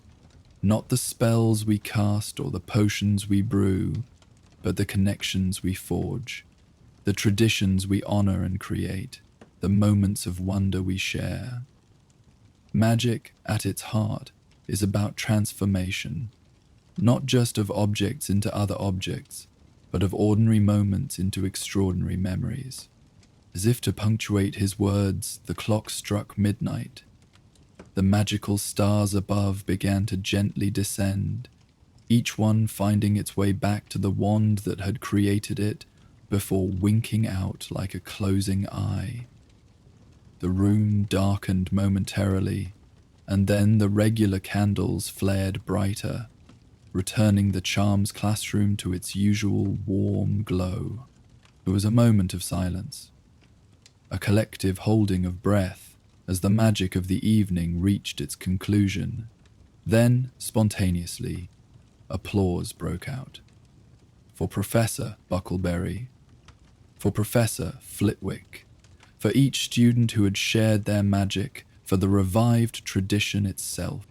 As the gathering began to disperse, students moving in small groups toward their respective dormitories, many paused to thank the portrait of Professor Bucklebury. The painted wizard accepted their gratitude with gracious nods and twinkling eyes, though you noticed that he seemed to be blinking rather more rapidly than usual, as if fighting back tears of joy. You were one of the last to leave, staying behind to help Professor Flitwick restore the classroom to its usual arrangement. As you worked, moving desks back into place and gathering cushions, you could feel Professor Bucklebury's gaze following you. "Thank you," he said simply when you finally approached his portrait to say goodnight. "For bringing back the light," you smiled, understanding that he meant more than just the evening's celebration. In reviving this tradition, in sharing his stories with new generations of students, in bringing laughter and wisdom back into the charms classroom, you had helped keep alive the essence of who Professor Bartholomew Bucklebury had been. Not just a talented wizard or a skilled teacher, but a creator of joy, a weaver of connections, a keeper of light. "Happy Christmas, Prof," you said softly. "Happy Christmas, my dear friend," he replied, adjusting his green hat one last time before settling back in his painted armchair, his eyes still twinkling with the reflected light of 100 magical stars. As you made your way back to your dormitory through the quiet, moonlit corridors of Hogwarts, you could have sworn you heard the faint echo of Professor Bucklebury's warm laugh following you like a gentle blessing. A reminder that some magic, the magic of stories shared and traditions honored and connections forged, never truly fades as long as there are those willing to keep it alive in their hearts and actions. And somewhere in the now dark Charms classroom, a painted wizard in a green hat dreamed of light and laughter, of stories yet to be told and magic yet to be shared, his heart full with the knowledge that his legacy lived on in the students who had found wisdom in his tales and joy in his laughter, who had seen beyond the portrait to the teacher who had loved Hogwarts and its magical community enough to remain a part of it long after his physical presence had faded into memory. The castle settled into its Christmas Eve slumber, the snow falling gently outside the windows, the corridors quiet save for the occasional creak of ancient stairs or the soft hooting of owls from the owlery. But in that peaceful silence, magic still hummed. The everyday magic of Hogwarts, yes, but also the special magic created when stories are shared, traditions honored, and connections forged across the boundaries of time and canvas and circumstance. And if, in the days and weeks and months that followed, more students found their way to the portrait of the laughing wizard with the green hat, drawn by tales of the Christmas Eve gathering and curious about the stories he might share, well, that was a different kind of magic altogether. The magic of remembrance, of appreciation, of finding wisdom and joy in unexpected places. The magic of a painted teacher with twinkling eyes and a tilting hat, whose laughter echoed gently down the hallways of Hogwarts, inviting all who heard it to pause, to listen, to remember that sometimes the greatest magic lies not in grand spells or powerful enchantments, but in the simple act of sharing a story, a laugh, a moment of connection in a world full of wonders. Time moved differently in the east wing of Hogwarts. The corridors were longer here, the ceilings higher, the shadows deeper and more velvety. Suits of armor stood sentinel at odd intervals, their metal forms unmoving save for the occasional creak when no one was watching. Ancient tapestries adorned the walls, their colors muted by centuries of gentle dust, their woven figures performing the same slow, dreamy movements in an endless cycle. You had stumbled upon this forgotten corner of the castle quite by accident, having taken a wrong turn while searching for a shortcut to astronomy class. Now, as the afternoon light filtered through stained glass windows in patterns of amber and indigo, you found yourself wandering deeper into this seldom visited section of Hogwarts, drawn forward by an inexplicable sense of curiosity. The silence was different here. Not the empty absence of sound, but a rich, textured quiet, like the space between heartbeats or the pause between movements in a symphony.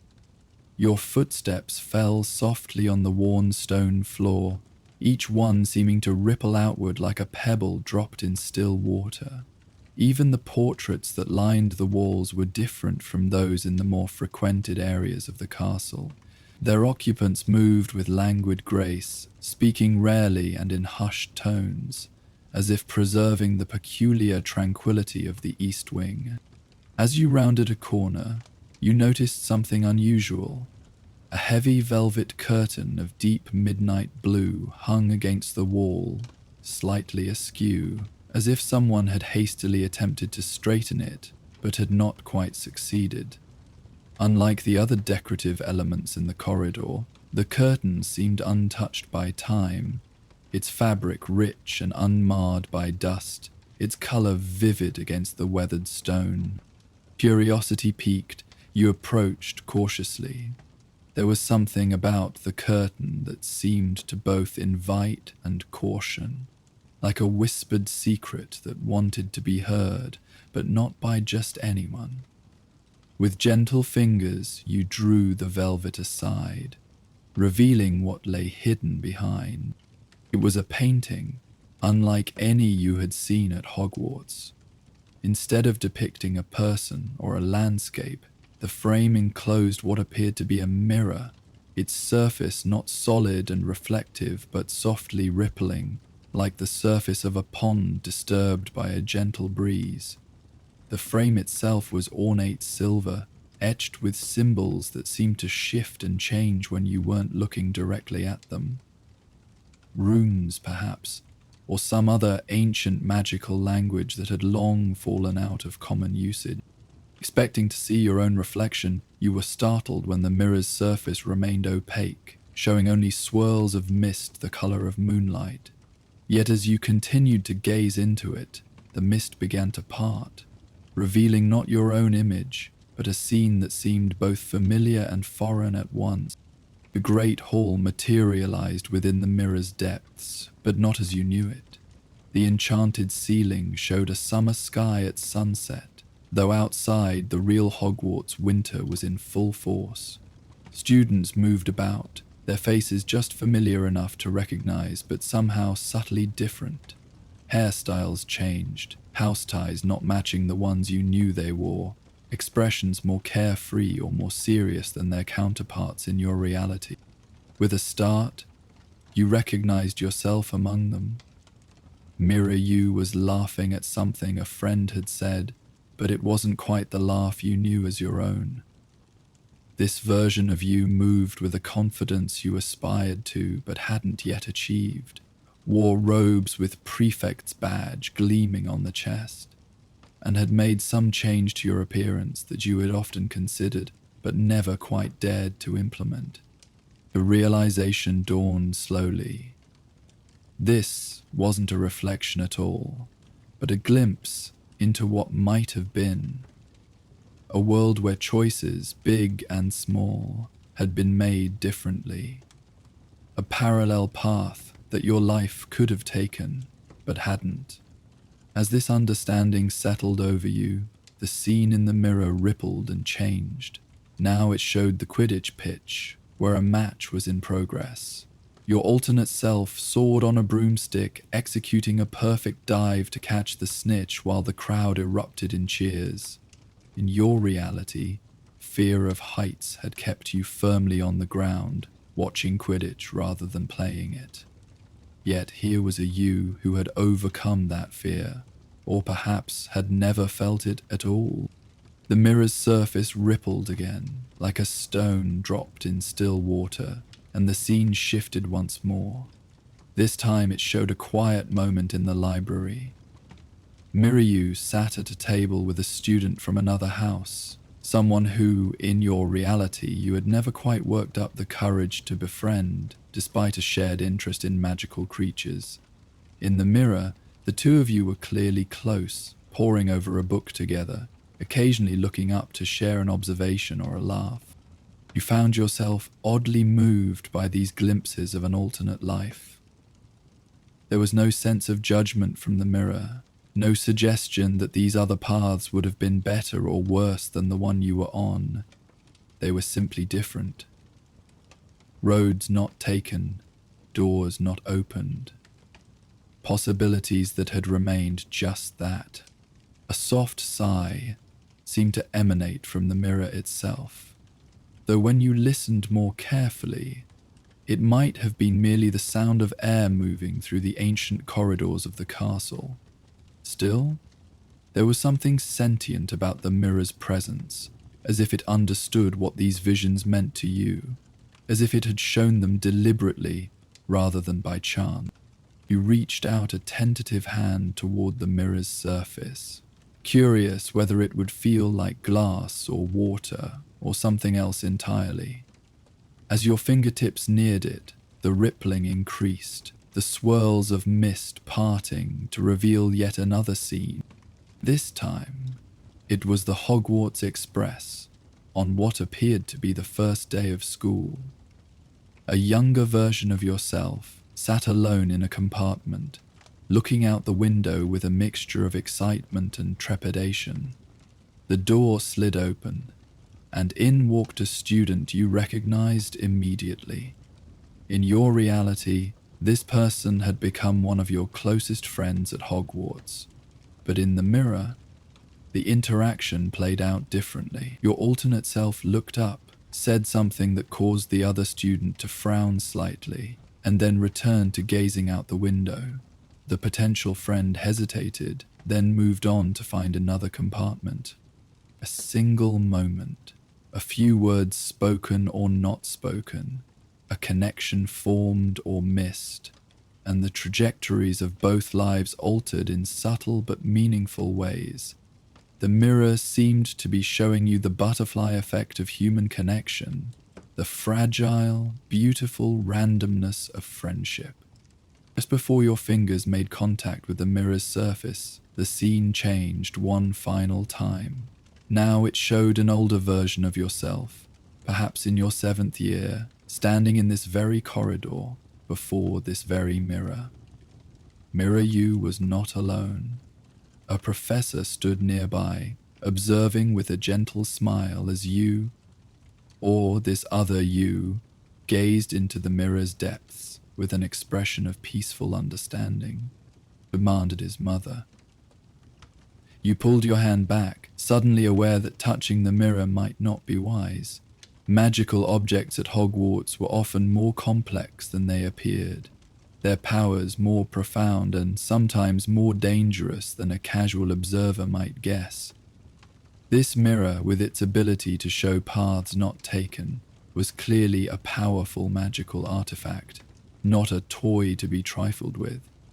As if acknowledging your caution, the mirror's surface clouded over again, the scenes of alternate realities fading back into swirls of moonlight-colored mist. But there was no sense of withdrawal or closing off. Rather, it felt like the mirror was simply resting, perhaps waiting for another time when you might return to explore more of what could have been. You carefully replaced the velvet curtain, making sure it hung evenly this time, concealing the mirror from casual passers-by. As you stepped back, you noticed something you had missed before. A small plaque on the wall beside the curtain, its surface tarnished with age, but still legible. It read simply, Speculum Viarum, the Mirror of Paths. The discovery of the mirror left you with a sense of contemplative wonder that lingered as you made your way back to the more familiar parts of the castle. Time still seemed to move differently here in the East Wing, but now it felt less strange and more like a gentle gift, a pocket of stillness in which to consider the tapestry of choices and chances that made up a life. You resolved to return when time allowed, to explore more of what the Mirror of Paths might show you, not out of regret for roads not taken or yearning for what might have been, but out of appreciation for the beautiful complexity of existence. The myriad possibilities contained within each moment, each decision, each encounter. As you reached the junction where the east wing met the more traversed corridors of Hogwarts, you paused and looked back. In the distance, you could just make out the midnight blue of the velvet curtain, a splash of color against the ancient stone. For a moment, it seemed to ripple slightly, though there was no breeze in the corridor. Then all was still again, the east wing returning to its dreamy, timeless state, the mirror of paths waiting patiently behind its curtain for the next curious soul to discover its gentle wisdom. The following days passed in a blur of classes, homework, and the usual bustle of life at Hogwarts. Yet your thoughts often drifted back to the mirror of paths, to the glimpses it had shown you of lives that might have been. You found yourself paying more attention to the small choices you made each day, wondering how each one might send ripples through the tapestry of your future.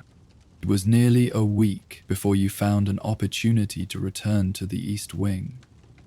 The castle was quiet in the hour before dinner, most students taking advantage of a brief respite between classes and evening activities.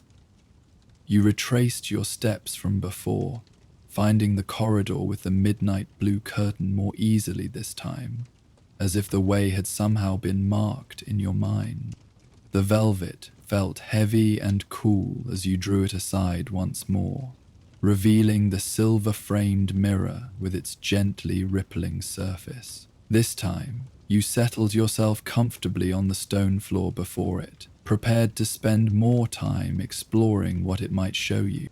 As before, the mirror's surface at first showed only swirling mist, neither reflecting you nor immediately revealing any alternate realities. Then, slowly, like a dream taking shape, images began to form within the misty depths. You saw the Hogwarts grounds in springtime, flowers blooming by the lake's edge, students sprawled on the grass enjoying the warm weather. Among them was the alternate version of yourself, but this time engaged in an activity you had never pursued, sketching the castle with evident skill and absorption. In your reality, you had briefly considered taking up drawing, but had set the idea aside, convinced you lacked natural talent. Yet here was proof that within you lay the potential for artistic expression, had you chosen to nurture it.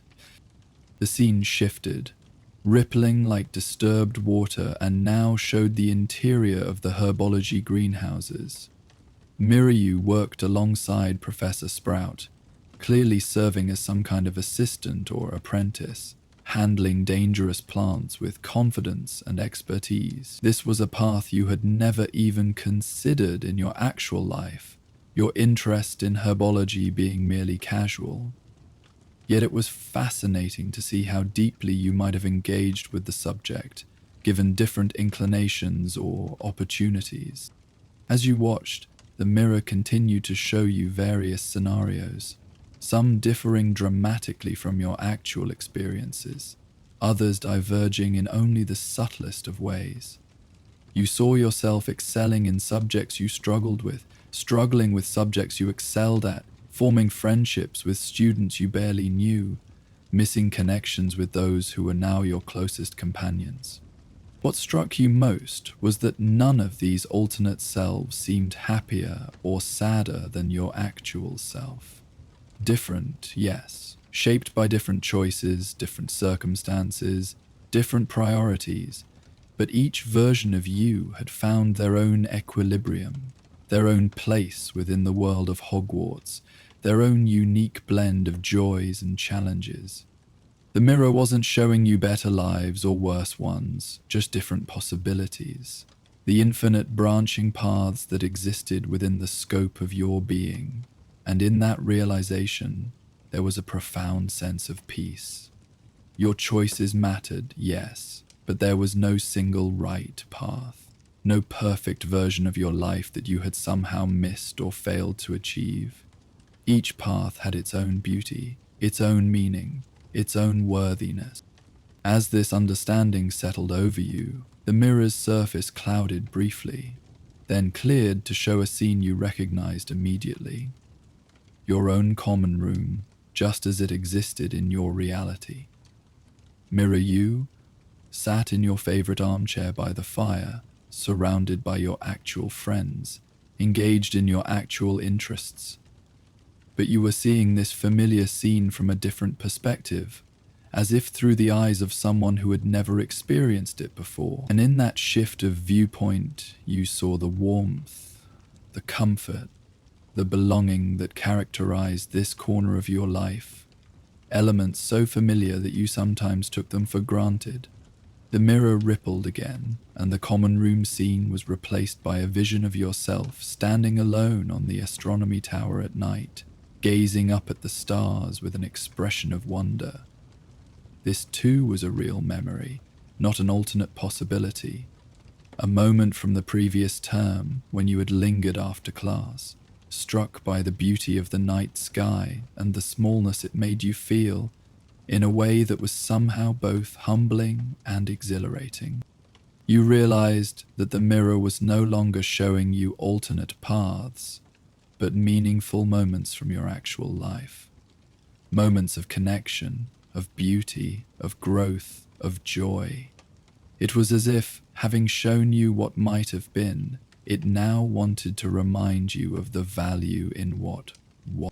A soft sound made you turn, not quite a footstep, but the gentle rustle of robes against stone. Standing a few paces away was Professor Dumbledore, his half-moon spectacles reflecting the soft light from the mirror, his expression one of gentle interest. "Ah," he said softly, "I see you've discovered the Mirror of Paths. A fascinating artifact, is it not?" You nodded, a little embarrassed to be caught sitting on the floor in a seldom-used corridor, but the headmaster didn't seem to find anything amiss in your behavior. He approached and stood beside you, his gaze moving to the mirror's rippling surface. "I first encountered it when I was not much older than you are now," he continued, his voice taking on the quality of gentle reminiscence.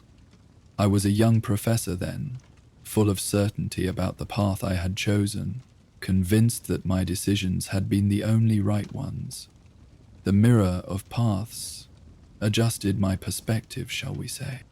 The mirror's surface shifted, responding perhaps to Dumbledore's presence or to his words.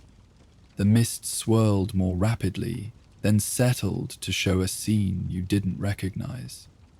A younger Dumbledore, standing in what appeared to be a small, cozy cottage, surrounded by children who looked up at him with expressions of absolute trust and affection. It was clear from the setting that this was not Hogwarts, but some other place entirely, and the young professor was not teaching magic, but something else. Music, perhaps, judging by the instruments visible in the background. "Ah, yes," Dumbledore murmured, a smile playing at the corners of his mouth. "The path where I became a music teacher in a small village school. That particular branch point occurred when I was 17, a summer afternoon, a chance meeting, a decision to turn left rather than right. I have always had a fondness for music, you know." The scene in the mirror shifted again, showing Dumbledore in what appeared to be the Ministry of Magic, wearing the formal robes of the Minister for Magic, looking older and more solemn than the music teacher version, carrying the weight of greater responsibility. "And that," he said with a small chuckle, "is the path many expected me to take. There were certainly times when I considered it. But as you can see, the Mirror of Paths doesn't show us what we want or what others want for us. It shows us what might genuinely have been had circumstances or choices been different." He turned to you then, his blue eyes twinkling with warmth. "May I ask what it has shown you?" You described some of the visions you had seen, the prefect version of yourself, the Quidditch player, the artist, the herbology enthusiast. As you spoke, you found yourself emphasizing not the achievements of these alternate selves, but the different qualities they embodied: courage, creativity, patience, attention to detail. Dumbledore nodded approvingly. You understand, then, the true gift of the Mirror of Paths. It doesn't exist to instill regret for roads not taken, but to remind us of the qualities and potentials that exist within us, whether or not we have chosen to develop them in this particular lifetime. He gestured toward the mirror, where the mist was now slowly swirling, showing no distinct images. The magic that governs it is complex and not fully understood, even by those of us who have studied such matters for many years. But at its heart, I believe it is a magical object of unusual benevolence. Unlike other magical mirrors, which may trap the viewer in obsession or despair, the Mirror of Paths encourages a kind of expansive acceptance, shall we say, a recognition of the breadth of possibility within each of us and within each moment. You nodded, feeling that he had put into words what you had been intuiting through your experiences with the mirror. It made me appreciate my actual life more, you admitted. Seeing all those other possibilities made me realize that there's no perfect path I'm missing out on. Each version of me was just different, not better or worse. Precisely, Dumbledore said, looking pleased. A most valuable insight, and one that many people twice your age have yet to fully grasp. He glanced again at the mirror, his expression softening. I believe that is why the mirror has revealed itself to you. Magical objects of this nature often have a kind of intelligence, a discernment about whom to show themselves to and when. The Mirror of Paths tends to appear to those who are at a crossroads in their lives, or who are wrestling with decisions about their future path. You hadn't thought of yourself as being at a crossroads, but as Dumbledore spoke, you realized that choices were indeed looming on your horizon. Which electives to pursue more deeply, which career paths to begin considering, which relationships to invest time in strengthening. The mirror doesn't show us what to choose, Dumbledore continued, seeming to follow your train of thought. It merely reminds us of the multifaceted nature of our potential and of the beauty that can be found in many different kinds of lives. A valuable perspective to maintain as one makes decisions, I have always found. He fell silent then, the two of you standing side by side before the gently rippling surface of the mirror. The silence was comfortable, contemplative, filled with the soft hum of ancient magic and the barely perceptible ticking of what sounded like a clock, though none was visible in the corridor. After a time, Dumbledore spoke again, his voice gentle but carrying a note of caution. The Mirror of Paths is a wonder and a gift, but like all magical objects of power, it must be approached with respect and moderation. It is possible to lose oneself in contemplation of what might have been, to become so enchanted by the multitude of possibilities that one forgets to live fully in the reality that is. You nodded, understanding his concern. Though your experiences with the mirror had been enlightening and even comforting, you could see how its visions might become addictive, how one might be tempted to return again and again, seeking endless glimpses of alternate lives. I would not forbid you from visiting the mirror again, Dumbledore continued, for I believe it has wisdom yet to share with you, but perhaps consider making your visits purposeful and limited. A special occasion rather than a daily indulgence. The mirror's insights are most valuable when carried out into the lived experience of your actual life, not when they become a substitute for that experience. Again, you nodded, appreciating both the trust implied in his words and the wisdom of his gentle warning. You promised to be mindful of your interactions with the mirror, to use its insights as a tool for living more fully, rather than as an escape from living. Dumbledore smiled, evidently satisfied with your response. Very good. Now, I believe the House Hells have prepared a particularly fine treacle tart for dessert this evening, and it would be a shame to miss it. Shall we? He gestured toward the corridor that would lead back to the more frequently traveled paths of Hogwarts. As you both turned to go, you noticed that the velvet curtain had drawn itself back across the mirror, hiding its rippling surface once more from casual view.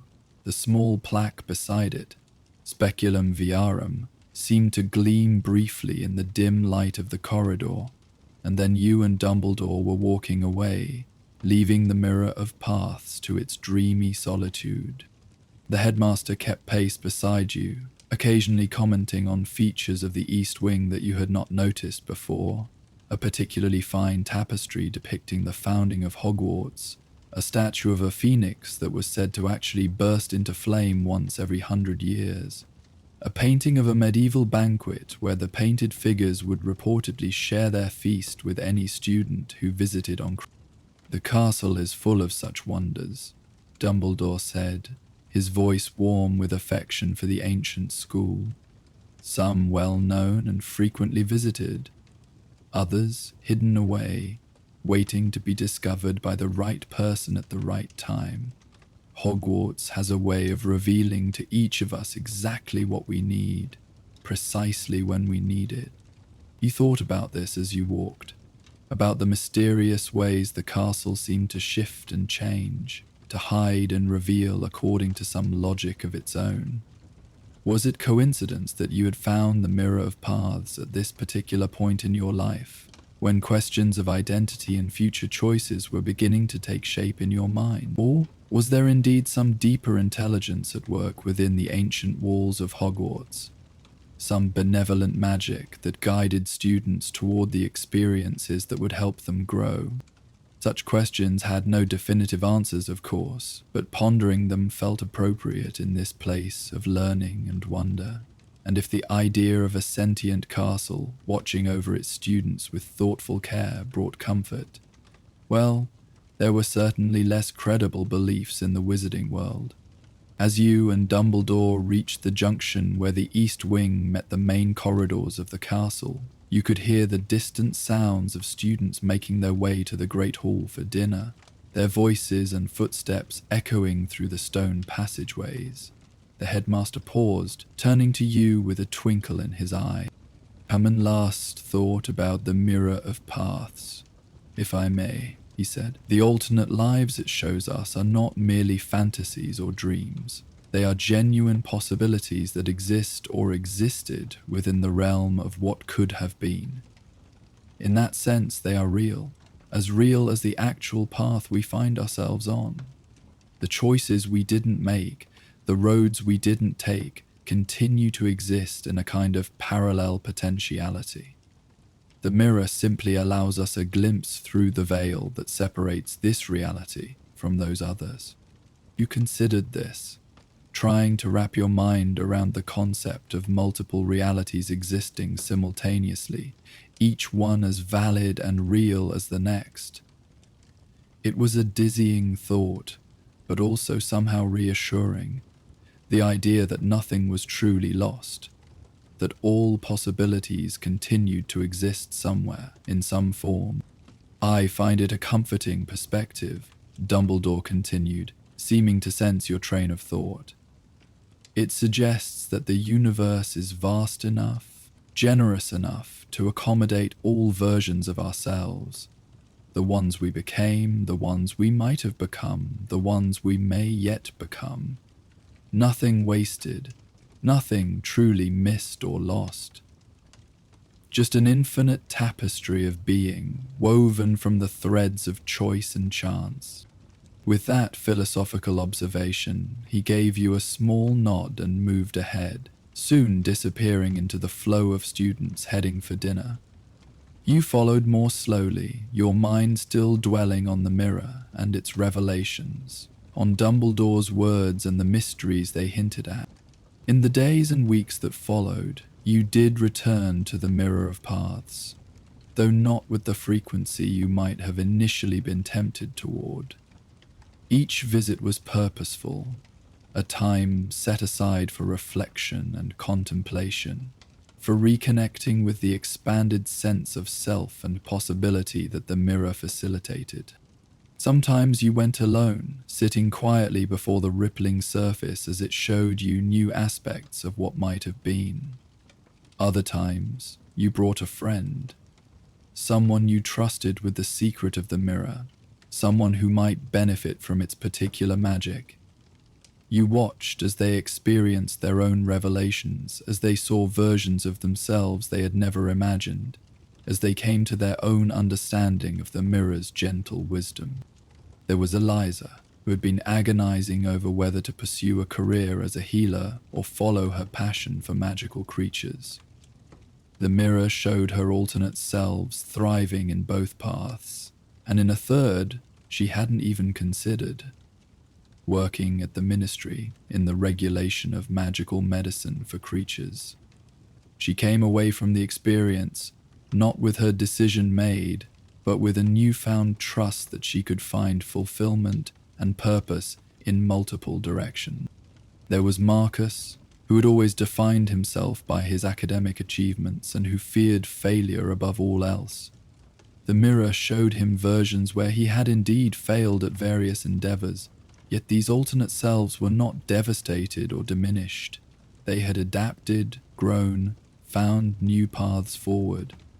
Marcus sat before the mirror for a long time, tears streaming silently down his face, as years of anxiety about perfection began to loosen their grip on his heart. And there was Sophia, who had grown up believing she was destined for Ravenclaw like everyone in her family, but who had been sorted into Hufflepuff instead. The mirror showed her the Ravenclaw version of herself, intellectually accomplished but more isolated, missing the deep friendships she had formed in Hufflepuff. It showed her other possibilities too, versions where she had been sorted into Gryffindor or Slytherin, each with their own unique blend of challenges and joy. Sophia left the mirror with a new appreciation for where she had ended up, for the particular gifts that her Hufflepuff journey had given her. Each person's experience with the mirror was unique, tailored to their own questions and concerns, their own crossroads and choices. But the effect was consistently one of expanded perspective, of gentle reassurance, of increased acceptance, both of the paths taken and those not taken. As for you, your relationship with the mirror evolved over time. In the beginning, you had been most fascinated by the dramatically different lives it showed you, the Quidditch champion, the prefect, the paths that diverged significantly from your actual experience. But as your visits continued, you found yourself more drawn to the subtler variations, the small choices, the tiny moments of connection or missed connection, the butterfly effect of minor decisions. You began to notice patterns in what the mirror chose to show you, certain themes repeated across various alternate lives, a tendency toward creative expression that manifested differently depending on the path, a capacity for deep friendship that appeared in every version of yourself, a resilience that allowed you to find your way regardless of circumstances.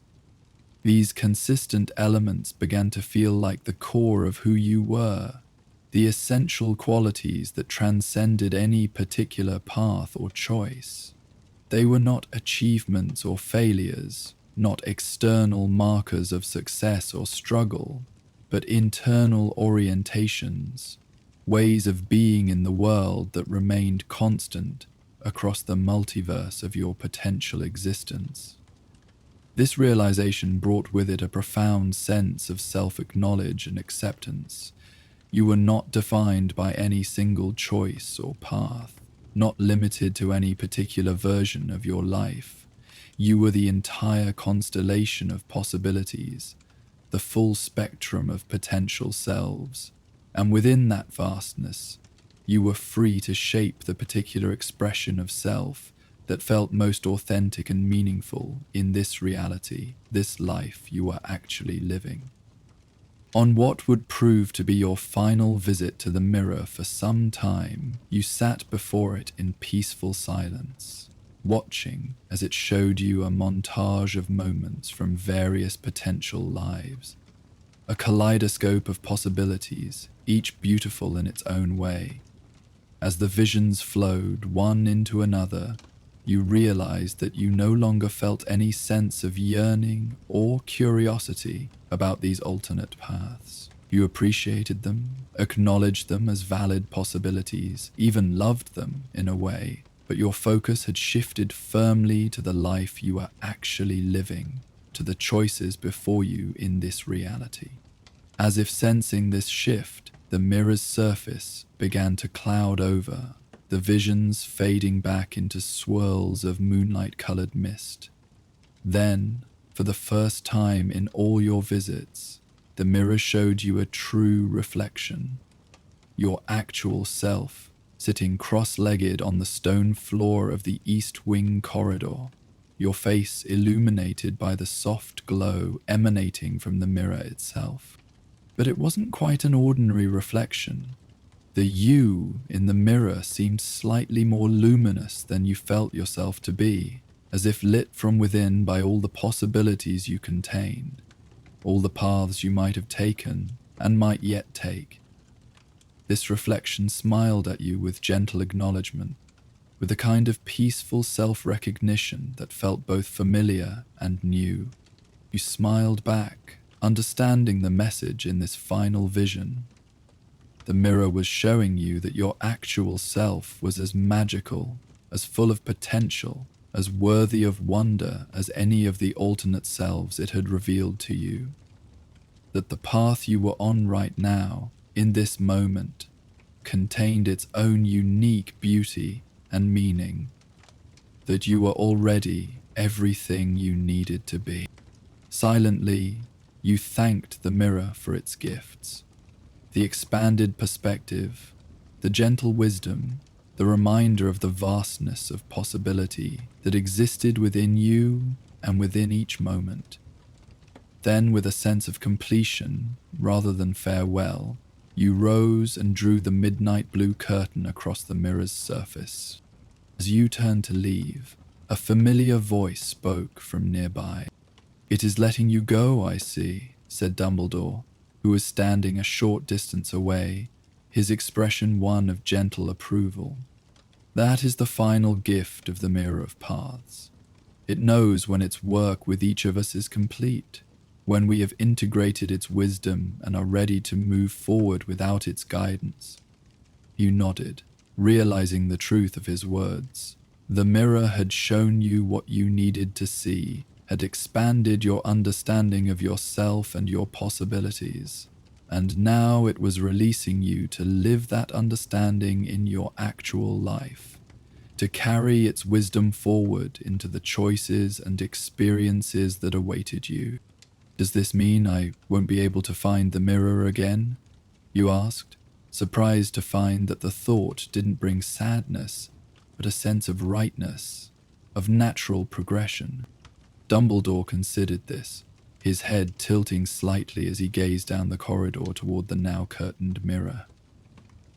"The Mirror of Paths appears when needed and conceals itself when its purpose has been served.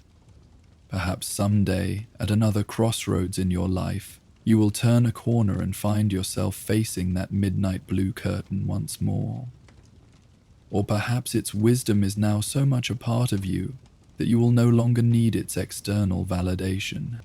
He smiled, his eyes twinkling in the dim light of the corridor.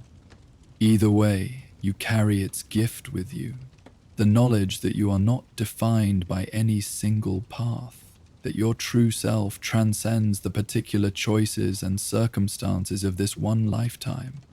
That is a perspective that will serve you well, I think, as you navigate the many crossroads that still lie ahead of you." With a small nod of acknowledgement, Dumbledore turned and began walking back toward the main part of the castle. You fell into step beside him, leaving the east wing and its dreamy stillness behind, moving back into the lively flow of Hogwarts life. As you walked, you noticed that the quality of your awareness had shifted subtly. The corridors you passed through, the students you encountered, the everyday magic of life at Hogwarts, all seemed more vivid, more precious for being this particular version of reality, this specific path among countless possibilities. And within you, a new kind of peace had taken root, not the passive acceptance of whatever came your way, but an active embrace of the life you were creating, choice by choice, moment by moment. The knowledge that while infinite other paths existed in parallel potentiality, this was the one you were actually walking, the one you had the privilege and responsibility of shaping through your presence and attention. Mirror had given you a glimpse through the veil separating what is from what might have been, but its greatest gift was bringing you fully back to the present moment, to the path beneath your feet, to the life unfolding before you in all its mystery and possibility. As you and Dumbledore reached the entrance to the Great Hall, the headmaster paused, looking at you with a gentle smile. "Remember," he said softly, "it is our choices that show what we truly are, far more than our abilities or circumstances.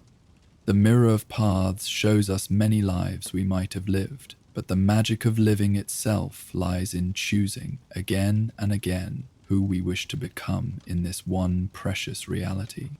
With that, he nodded farewell and moved away, soon disappearing into the crowd of students and staff going about their evening activities.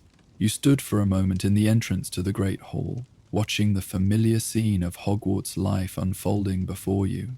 Friends laughing together at house tables, professors engaged in conversation, enchanted candles floating above it all, the ceiling reflecting the night sky outside. It was an ordinary evening at Hogwarts, one of hundreds you would experience during your time at the school.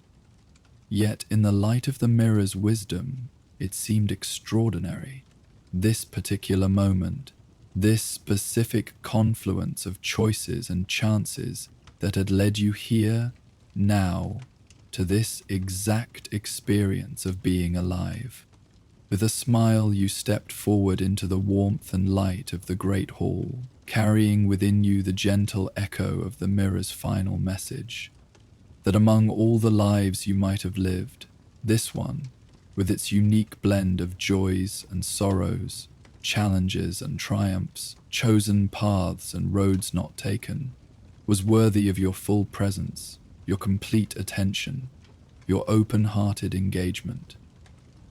And somewhere in the East Wing, behind a midnight blue curtain, the Mirror of Paths continued its dreamy existence, waiting patiently for the next seeker who needed its particular kind of magic.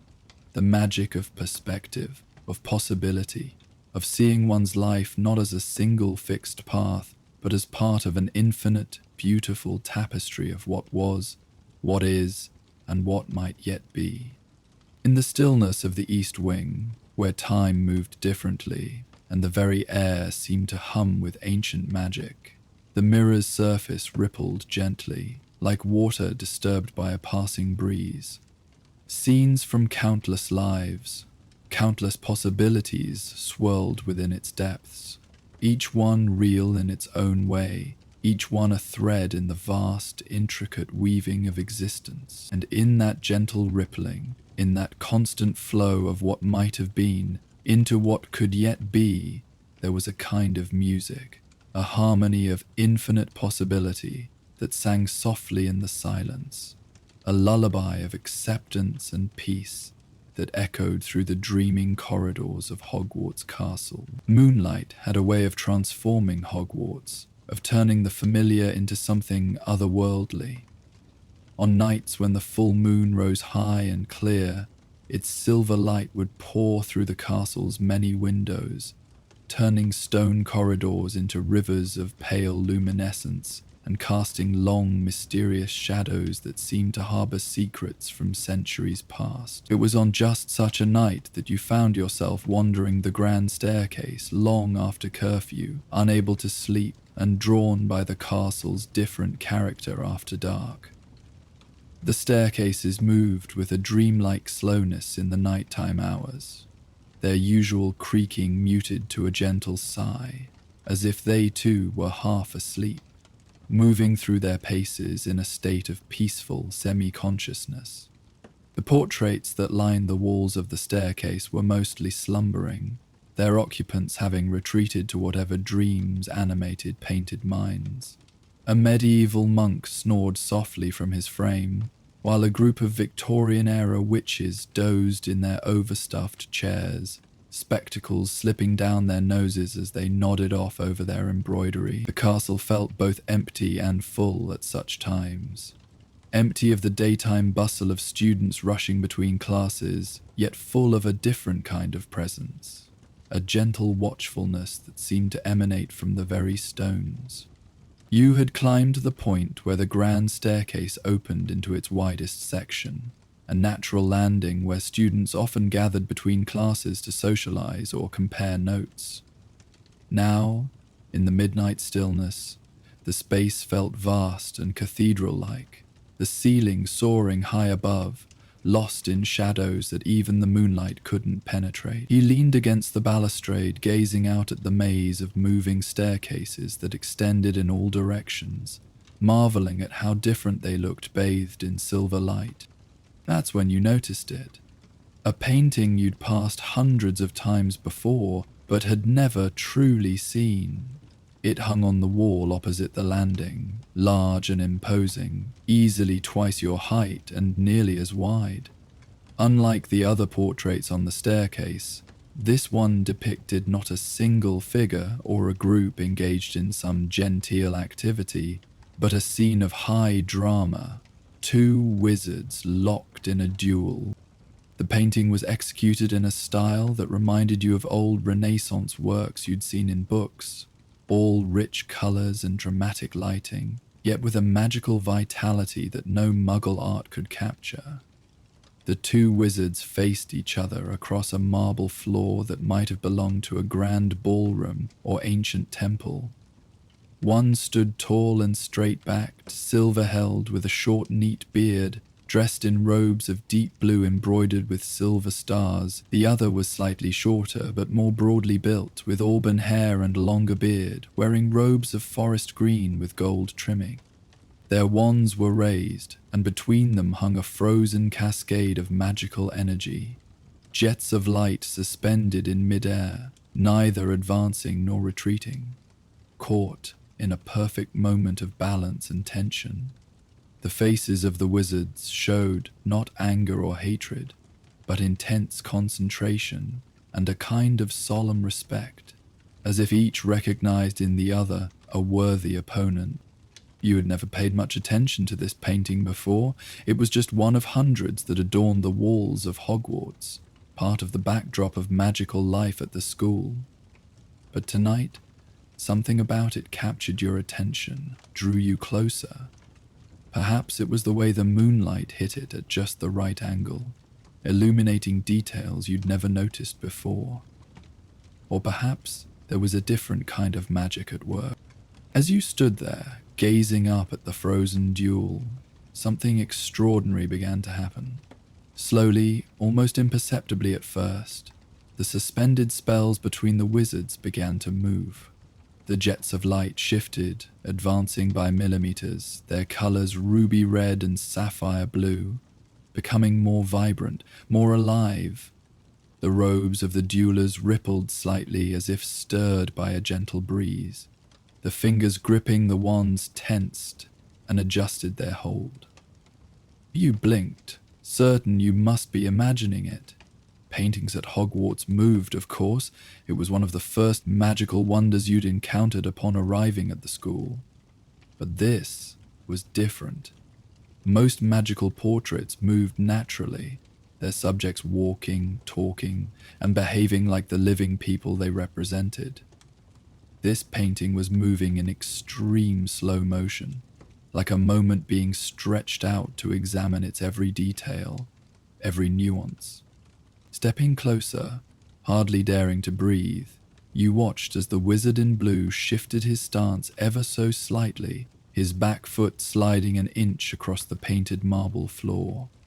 In response, the green-robed wizard adjusted his wand angle, the movement so gradual that you might have missed it if you'd blinked. The spells between them pulsed with intensifying light, the point where they met shifting minutely to the left, then back to the right in a mesmerizing dance of magical energy.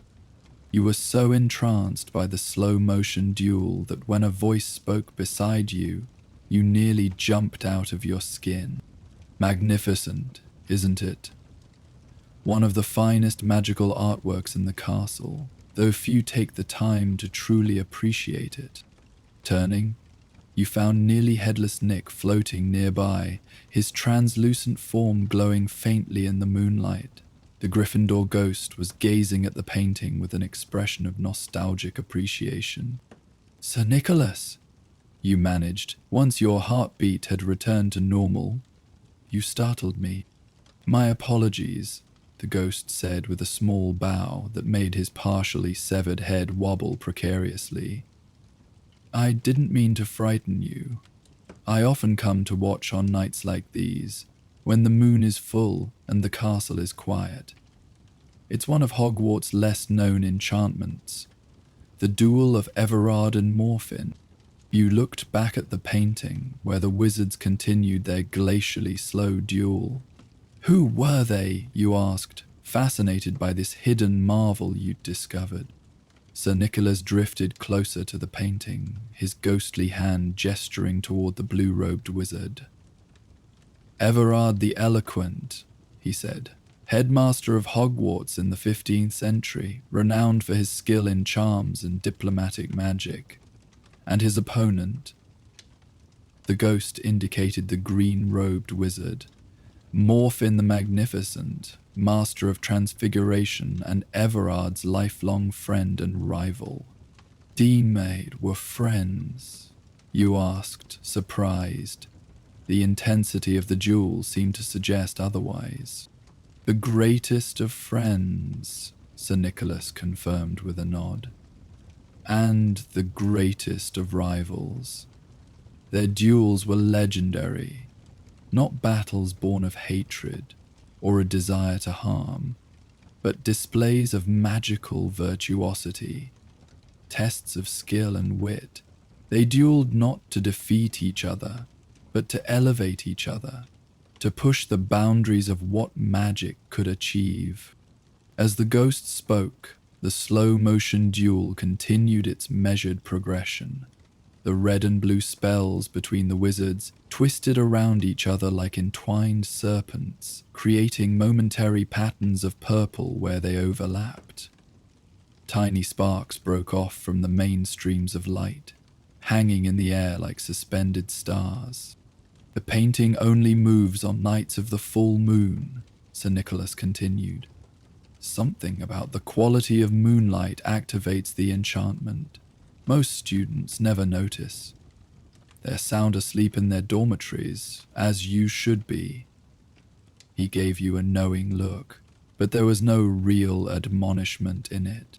"How long does the duel last?" you asked, unable to take your eyes off the mesmerizing display.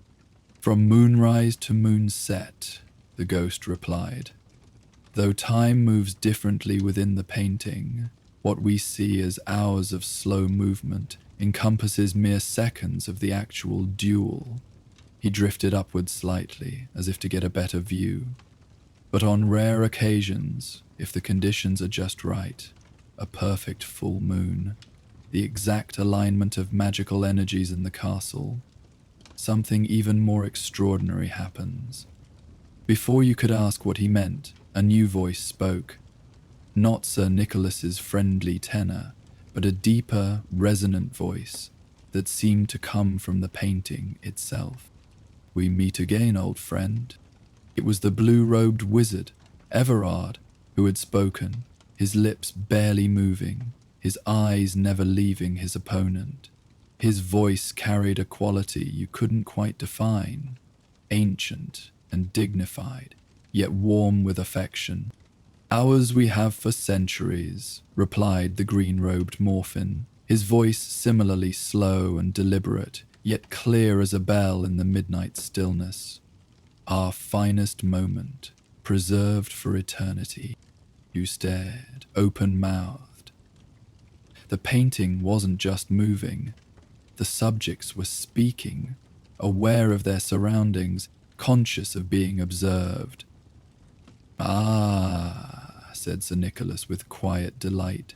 "It seems tonight is one of those rare occasions. How fortunate for you to witness it. You may hear us," you whispered to the ghost, not wanting to interrupt whatever magic was unfolding. "Indeed we can," answered Everard from the painting, still without breaking his concentration on the duel. "Though we exist primarily within this captured moment, on nights like these, our awareness expands. We become more than mere images, more than memories.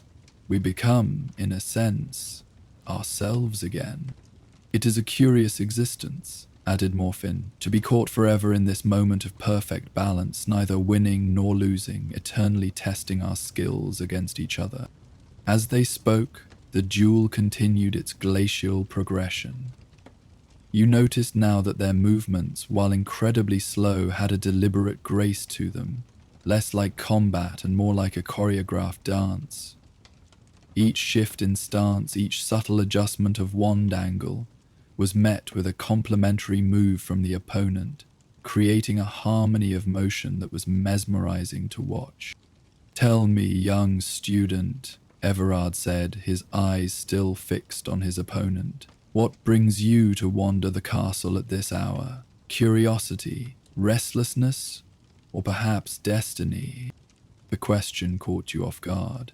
You explained, somewhat self-consciously, about your inability to sleep, your fascination with the castle at night, how you'd found yourself drawn to the grand staircase and then to their painting. "Ah, destiny then," Everard said with the barest hint of a smile.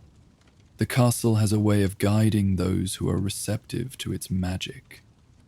It wanted you to find us tonight." "But why?" you asked, both flattered and puzzled by the idea that Hogwarts itself might have led you here. "Perhaps you needed to hear our story," suggested Morphin, "or perhaps we needed to tell it. Magic works in mysterious ways, especially the ancient magic that permeates this school." Sir Nicholas, who had been floating silently nearby, nodded in agreement. "Indeed it does. Well, since you're here and the gentlemen are in a talkative mood, why not make yourselves comfortable?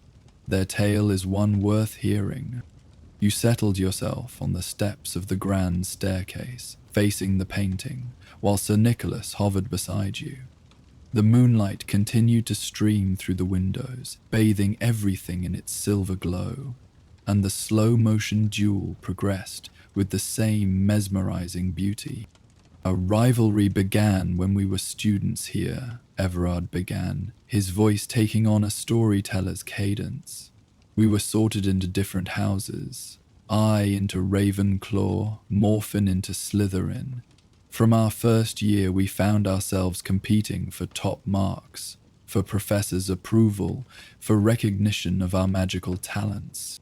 Everard excelled in creative magic," Morphin continued the tale, inventing spells with an ease that left the professors astonished.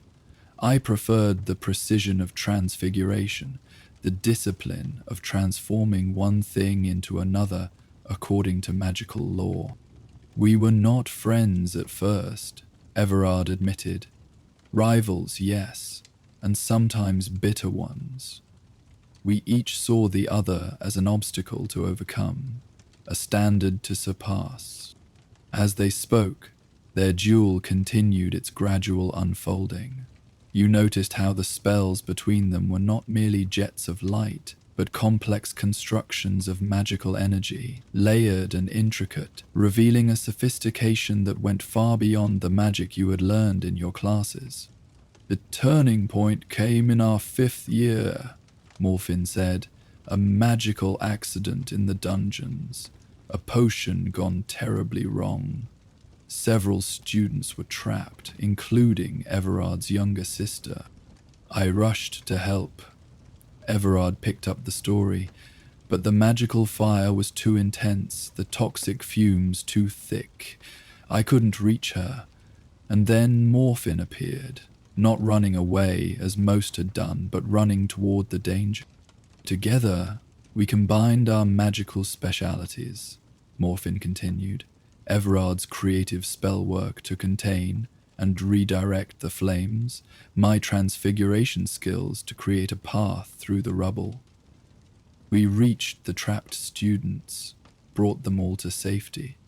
From that day forward, Everard said, we understood that our rivalry need not be antagonistic, that we could push each other to greater heights not through hostility, but through mutual respect and challenge.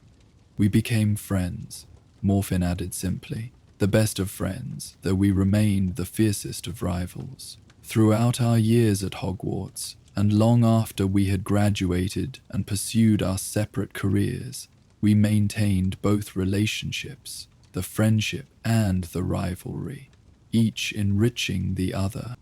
As the tale unfolded, you noticed that the duel within the painting had progressed further. The wizards had each taken another step, adjusting their positions like chess players contemplating their next move. The spells between them had grown more complex, more beautiful, spirals of light wrapping around each other in patterns that seemed to contain mathematical precision and artistic expression in equal measure.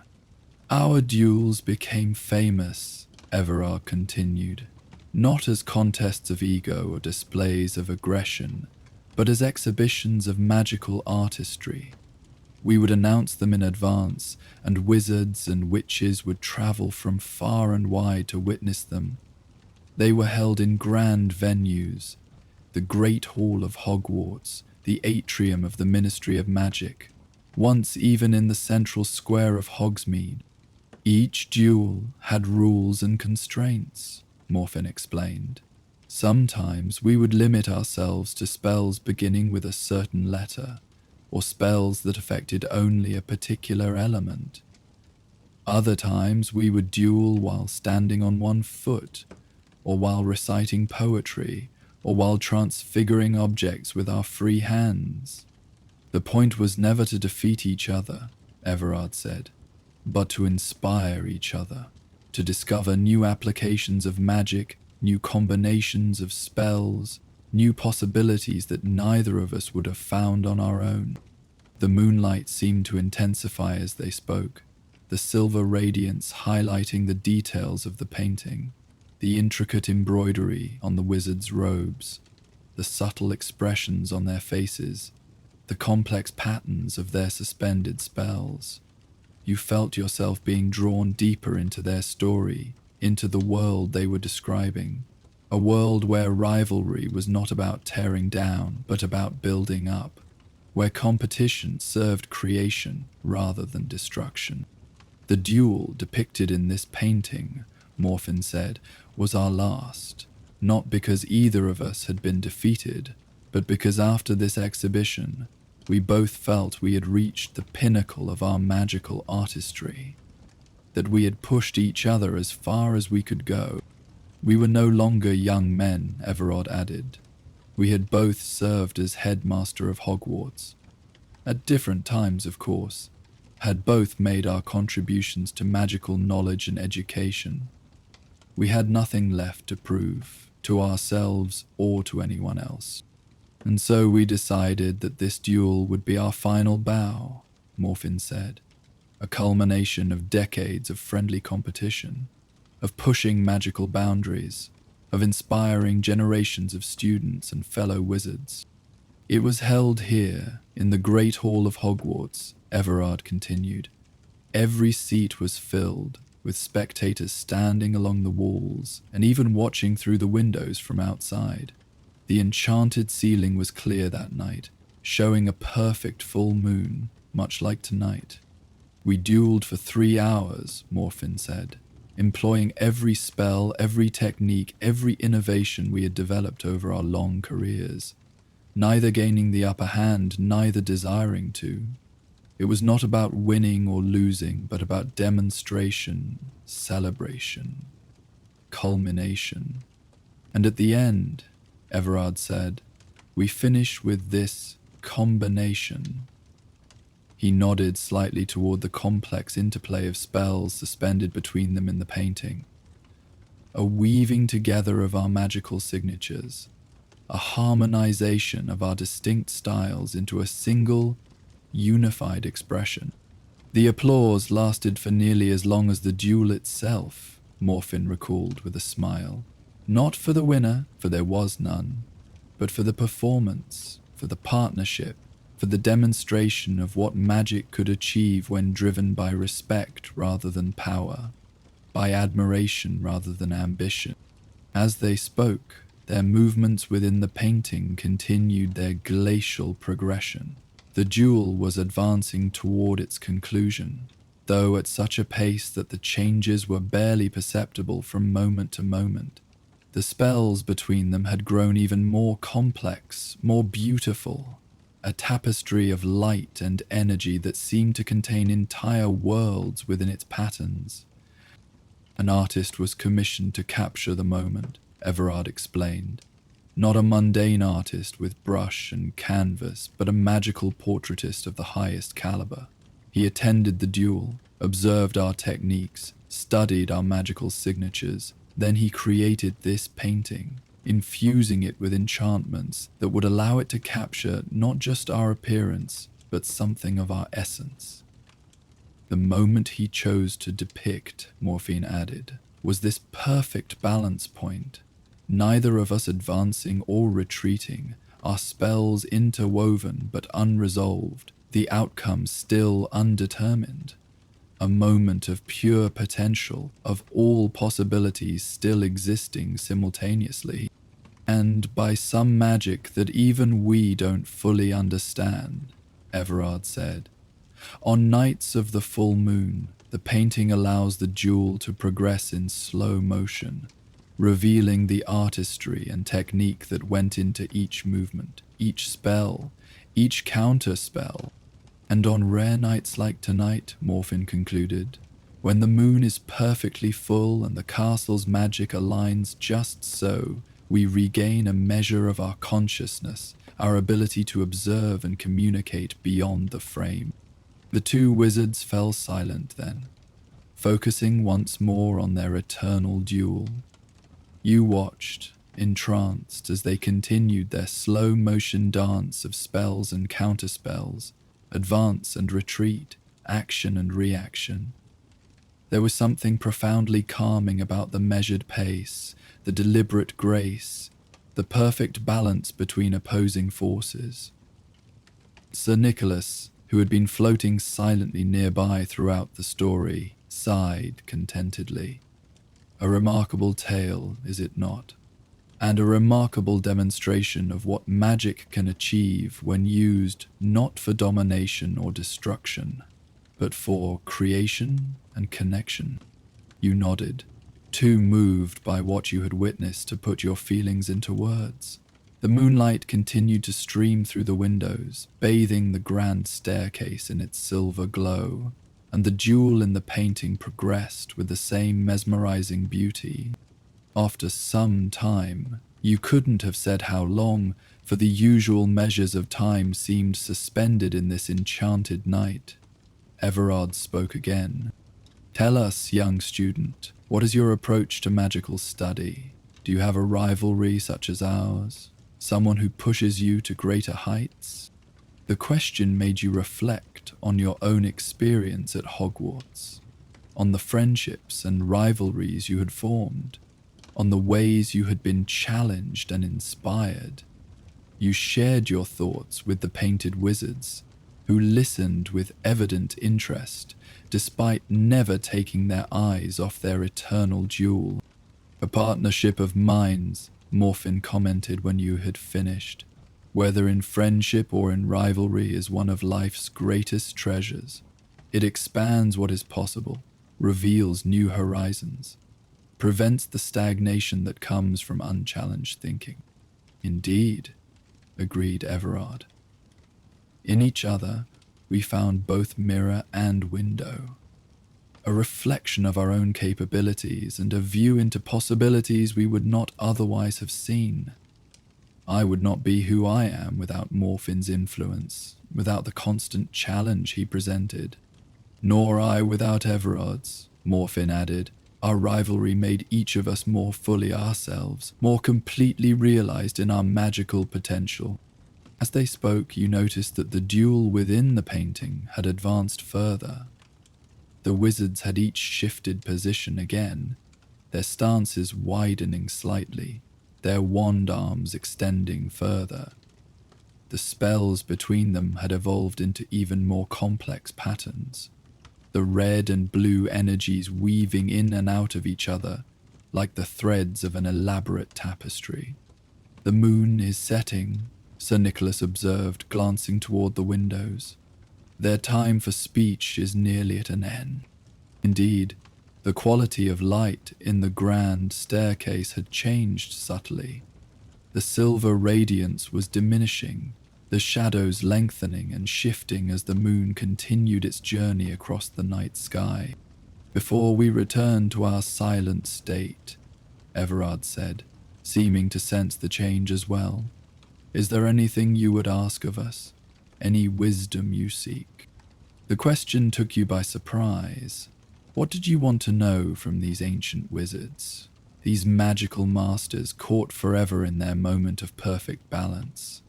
After a moment's thought, you asked them what they considered to be the most important quality for a witch or wizard to cultivate. The painted wizards were silent for a moment, considering your question with the same intensity they brought to their eternal duel. "Balance," Everard said finally.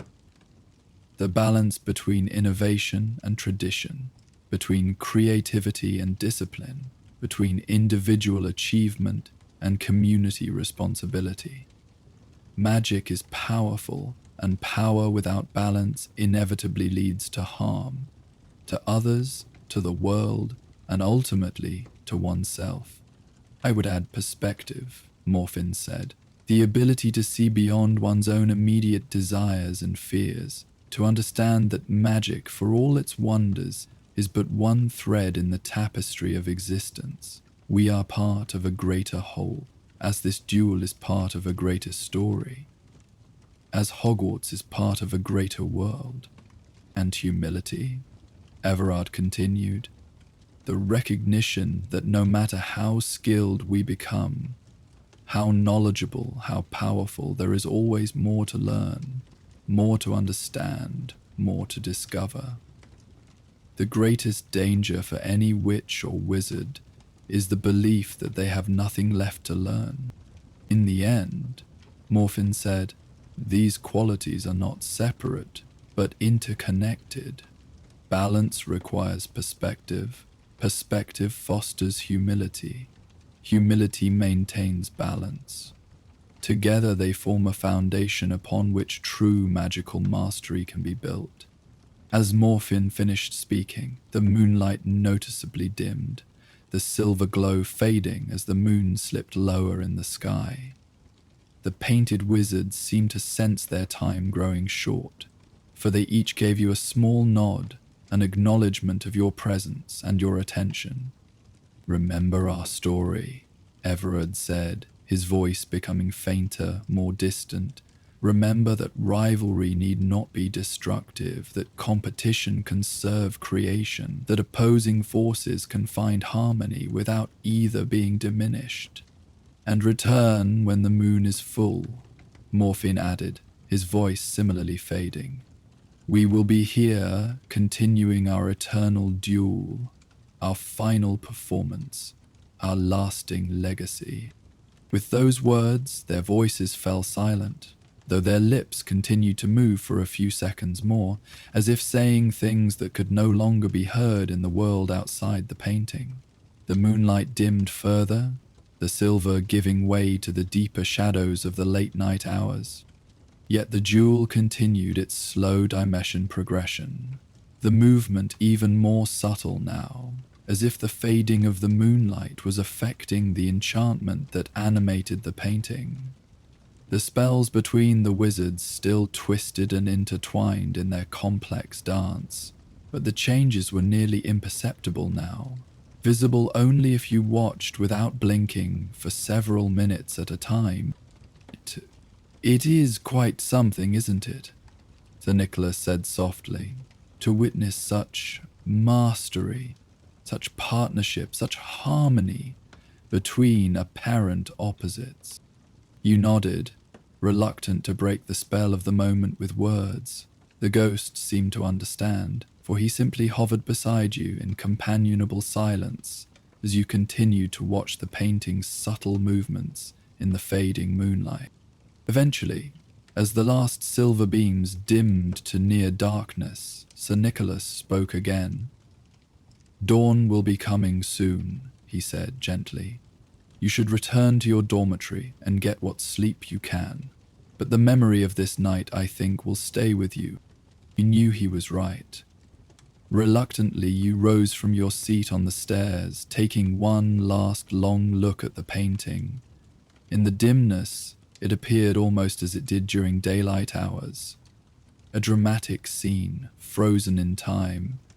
Two wizards locked in an eternal moment of magical combat. Yet now you knew the story behind the image, the friendship that powered the rivalry, the respect that fueled the competition, the harmony that underlay the apparent opposition. "Thank you, Sir Nicholas," you said softly, "for sharing this with me." The ghost inclined his head in a courtly bow. "It was my pleasure. The castle's secrets are meant to be discovered by those who appreciate them, and now you hold one of those secrets, the tale of Everard and Morfin, of rivalry and friendship, of opposition and harmony." With a final nod to the ghost and a last glance at the painting, you made your way back to your dormitory, your mind full of images of the slow-motion duel, your heart resonating with the wisdom the painted wizards had shared. As you navigated the now familiar corridors, the castle itself seemed different to you. Not just a school, but a repository of countless stories, countless moments of magic preserved and remembered across the centuries. By the time you reached your bed, the first faint light of dawn was beginning to creep through the windows. You slipped under the covers, your body suddenly aware of its tiredness now that the enchantment of the night was fading.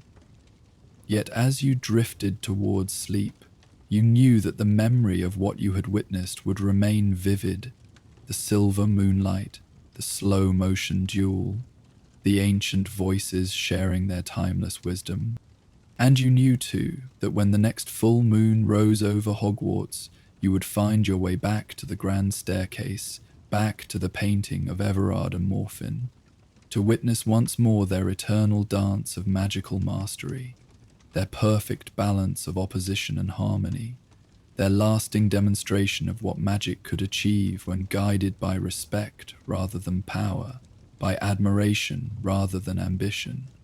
As sleep claimed you at last, your dreams were filled with images of dueling wizards and moonlit staircases, of spells that wove together like threads in a tapestry, of rivalries that fostered growth rather than diminishment. And somewhere in the castle, as the last of the moonlight faded and the first rays of sun began to touch the ancient stones, a painting hung in silent splendor on the wall of the grand staircase.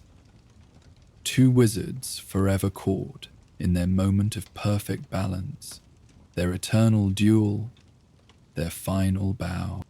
When you awoke later that morning, refreshed despite your late-night adventure, the memory of what you had witnessed remained clear and vivid. Throughout the day, as you attended classes and interacted with friends, You found yourself seeing your surroundings with new eyes, noticing details of the castle you had overlooked before, paying more attention to the portraits that lined the corridors, wondering what other stories they might hold, what other enchantments might be waiting to be discovered on special nights when the conditions were just right. During a free period, you found yourself drawn back to the grand staircase, curious to see the painting in daylight. It hung just as before, dramatic and imposing, the two wizards frozen in their eternal standoff. In the light of day, without the moon's special enchantment, the painting appeared completely still, a magnificent artwork certainly, but showing no sign of the magical animation you had witnessed the night before. Several students passed by as you stood looking at it, none of them giving the painting more than a casual glance. It was, after all, just one of hundreds of magical artworks that adorn the walls of Hogwarts, part of the background of daily life at the school. They had no way of knowing the extraordinary transformation that occurred on nights of the full moon, no inkling of the wisdom and history contained within that single captured moment. You smiled to yourself, feeling a connection to the painting and its subjects that these passing students did not share. It was a private understanding, a personal relationship with this particular piece of Hogwarts magic. Everard and Morphin had shared their story with you, had made you the keeper of their legacy, the witness to their eternal duel. It was a responsibility and a privilege that filled you with a quiet sense of wonder. As you finally turned to leave, to continue with your day and your studies, you noticed something you had missed before. At the bottom of the painting's ornate frame, partially obscured by shadow and the angle of the light, was a small inscription in flowing script. Apparent opposition, true harmony. The words resonated with what the painted wizards had told you the night before, that their rivalry had not been about conflict, but about complementarity, not about winning, but about elevation, that they had found in each other not enemies to be defeated, but partners in the pursuit of magical excellence. You traced the inscription with a gentle finger, feeling a connection across centuries to Everard and Morphin, to their story, to their wisdom, and you knew that you would carry that wisdom with you, not just in anticipation of the next full moon when you might witness their slow-motion duel again, but in your everyday interactions, in your approach to magical study, in your understanding of friendship and rivalry, of competition and cooperation, of balance and harmony. As you finally turned away from the painting and continued with your day, you carried with you a piece of Hogwarts magic that transcended spells and potions, wands and incantations. You carried the legacy of two wizards who had found in their apparent opposition a true harmony, who had turned rivalry into art, who had discovered in each other both mirror and window, a reflection of their own capabilities and a view into possibilities they would not otherwise have seen. And in the quiet moments between classes, as you walked the corridors or sat by the lake or studied in the common room, you found yourself returning to their story in your mind, reflecting on their wisdom, applying their perspective to your own experiences and relationships at Hogwarts. Their tale had become a part of you, a lens through which you viewed your magical education, a light that illuminated paths you might not otherwise have seen. When night fell and the castle quieted, you gazed out your dormitory window at the waning moon, already looking forward to when it would be full again, when you might once more witness the extraordinary enchantment of the dueling wizards. But even without the full moon's magic, you knew that the painting had changed for you permanently. It was no longer just an artwork on the wall, no longer merely a depiction of an historical event. It had become a reminder of what magic could achieve at its highest and best. Not power for its own sake, not domination or destruction, but creation and connection, balance and harmony, the elevation of all through the excellence of each. A reminder that sometimes the most powerful magic of all was not in the spells cast or the wands wielded, but in the relationships formed, the partnerships forged, the rivalries that pushed both parties to greater heights than either could have reached alone. And as sleep once more began to claim you, your thoughts returning to the slow-motion duel, to the silver moonlight on the grand staircase, to the wisdom of Everard and Morfin, caught forever in their moment of perfect balance, you knew that you had discovered one of Hogwarts' greatest treasures, not a hidden chamber or a magical artifact, but a story, a perspective, a truth about magic and those who wielded it, that would stay with you long after you had left the school's hallowed halls. In the silence of the night, as the castle settled around you and sleep drew near, you could almost hear their voices again. Not from a painting this time, but from memory, from the impression they had left upon your mind and heart. Remember our story. Remember that rivalry need not be destructive, that competition can serve creation, that opposing forces can find harmony without either being diminished. And you did remember, carrying their story with you into dreams, where spells wove together like threads in a tapestry, where silver moonlight revealed hidden magic, where painted wizards shared the wisdom of centuries in voices that echoed with the truth of opposition and harmony, of rivalry and friendship, of balance and perspective, voices that whispered of the endless possibilities of magic when guided by respect rather than power, by admiration rather than ambition, by the desire not to defeat but to elevate. Our magical journey through Hogwarts comes to a close for tonight. Now you'll hear the gentle crackling of the common room fire and soothing ambient sounds of the castle to accompany you as you drift off to sleep. These calming sounds will continue without any advertisements or interruptions. May your dreams be filled with magic and wonder, and may you sleep as peacefully as if you were tucked away in your cozy four-poster bed in the dormitory. Good night, dear witch or wizard, until our next adventure in the wizarding world.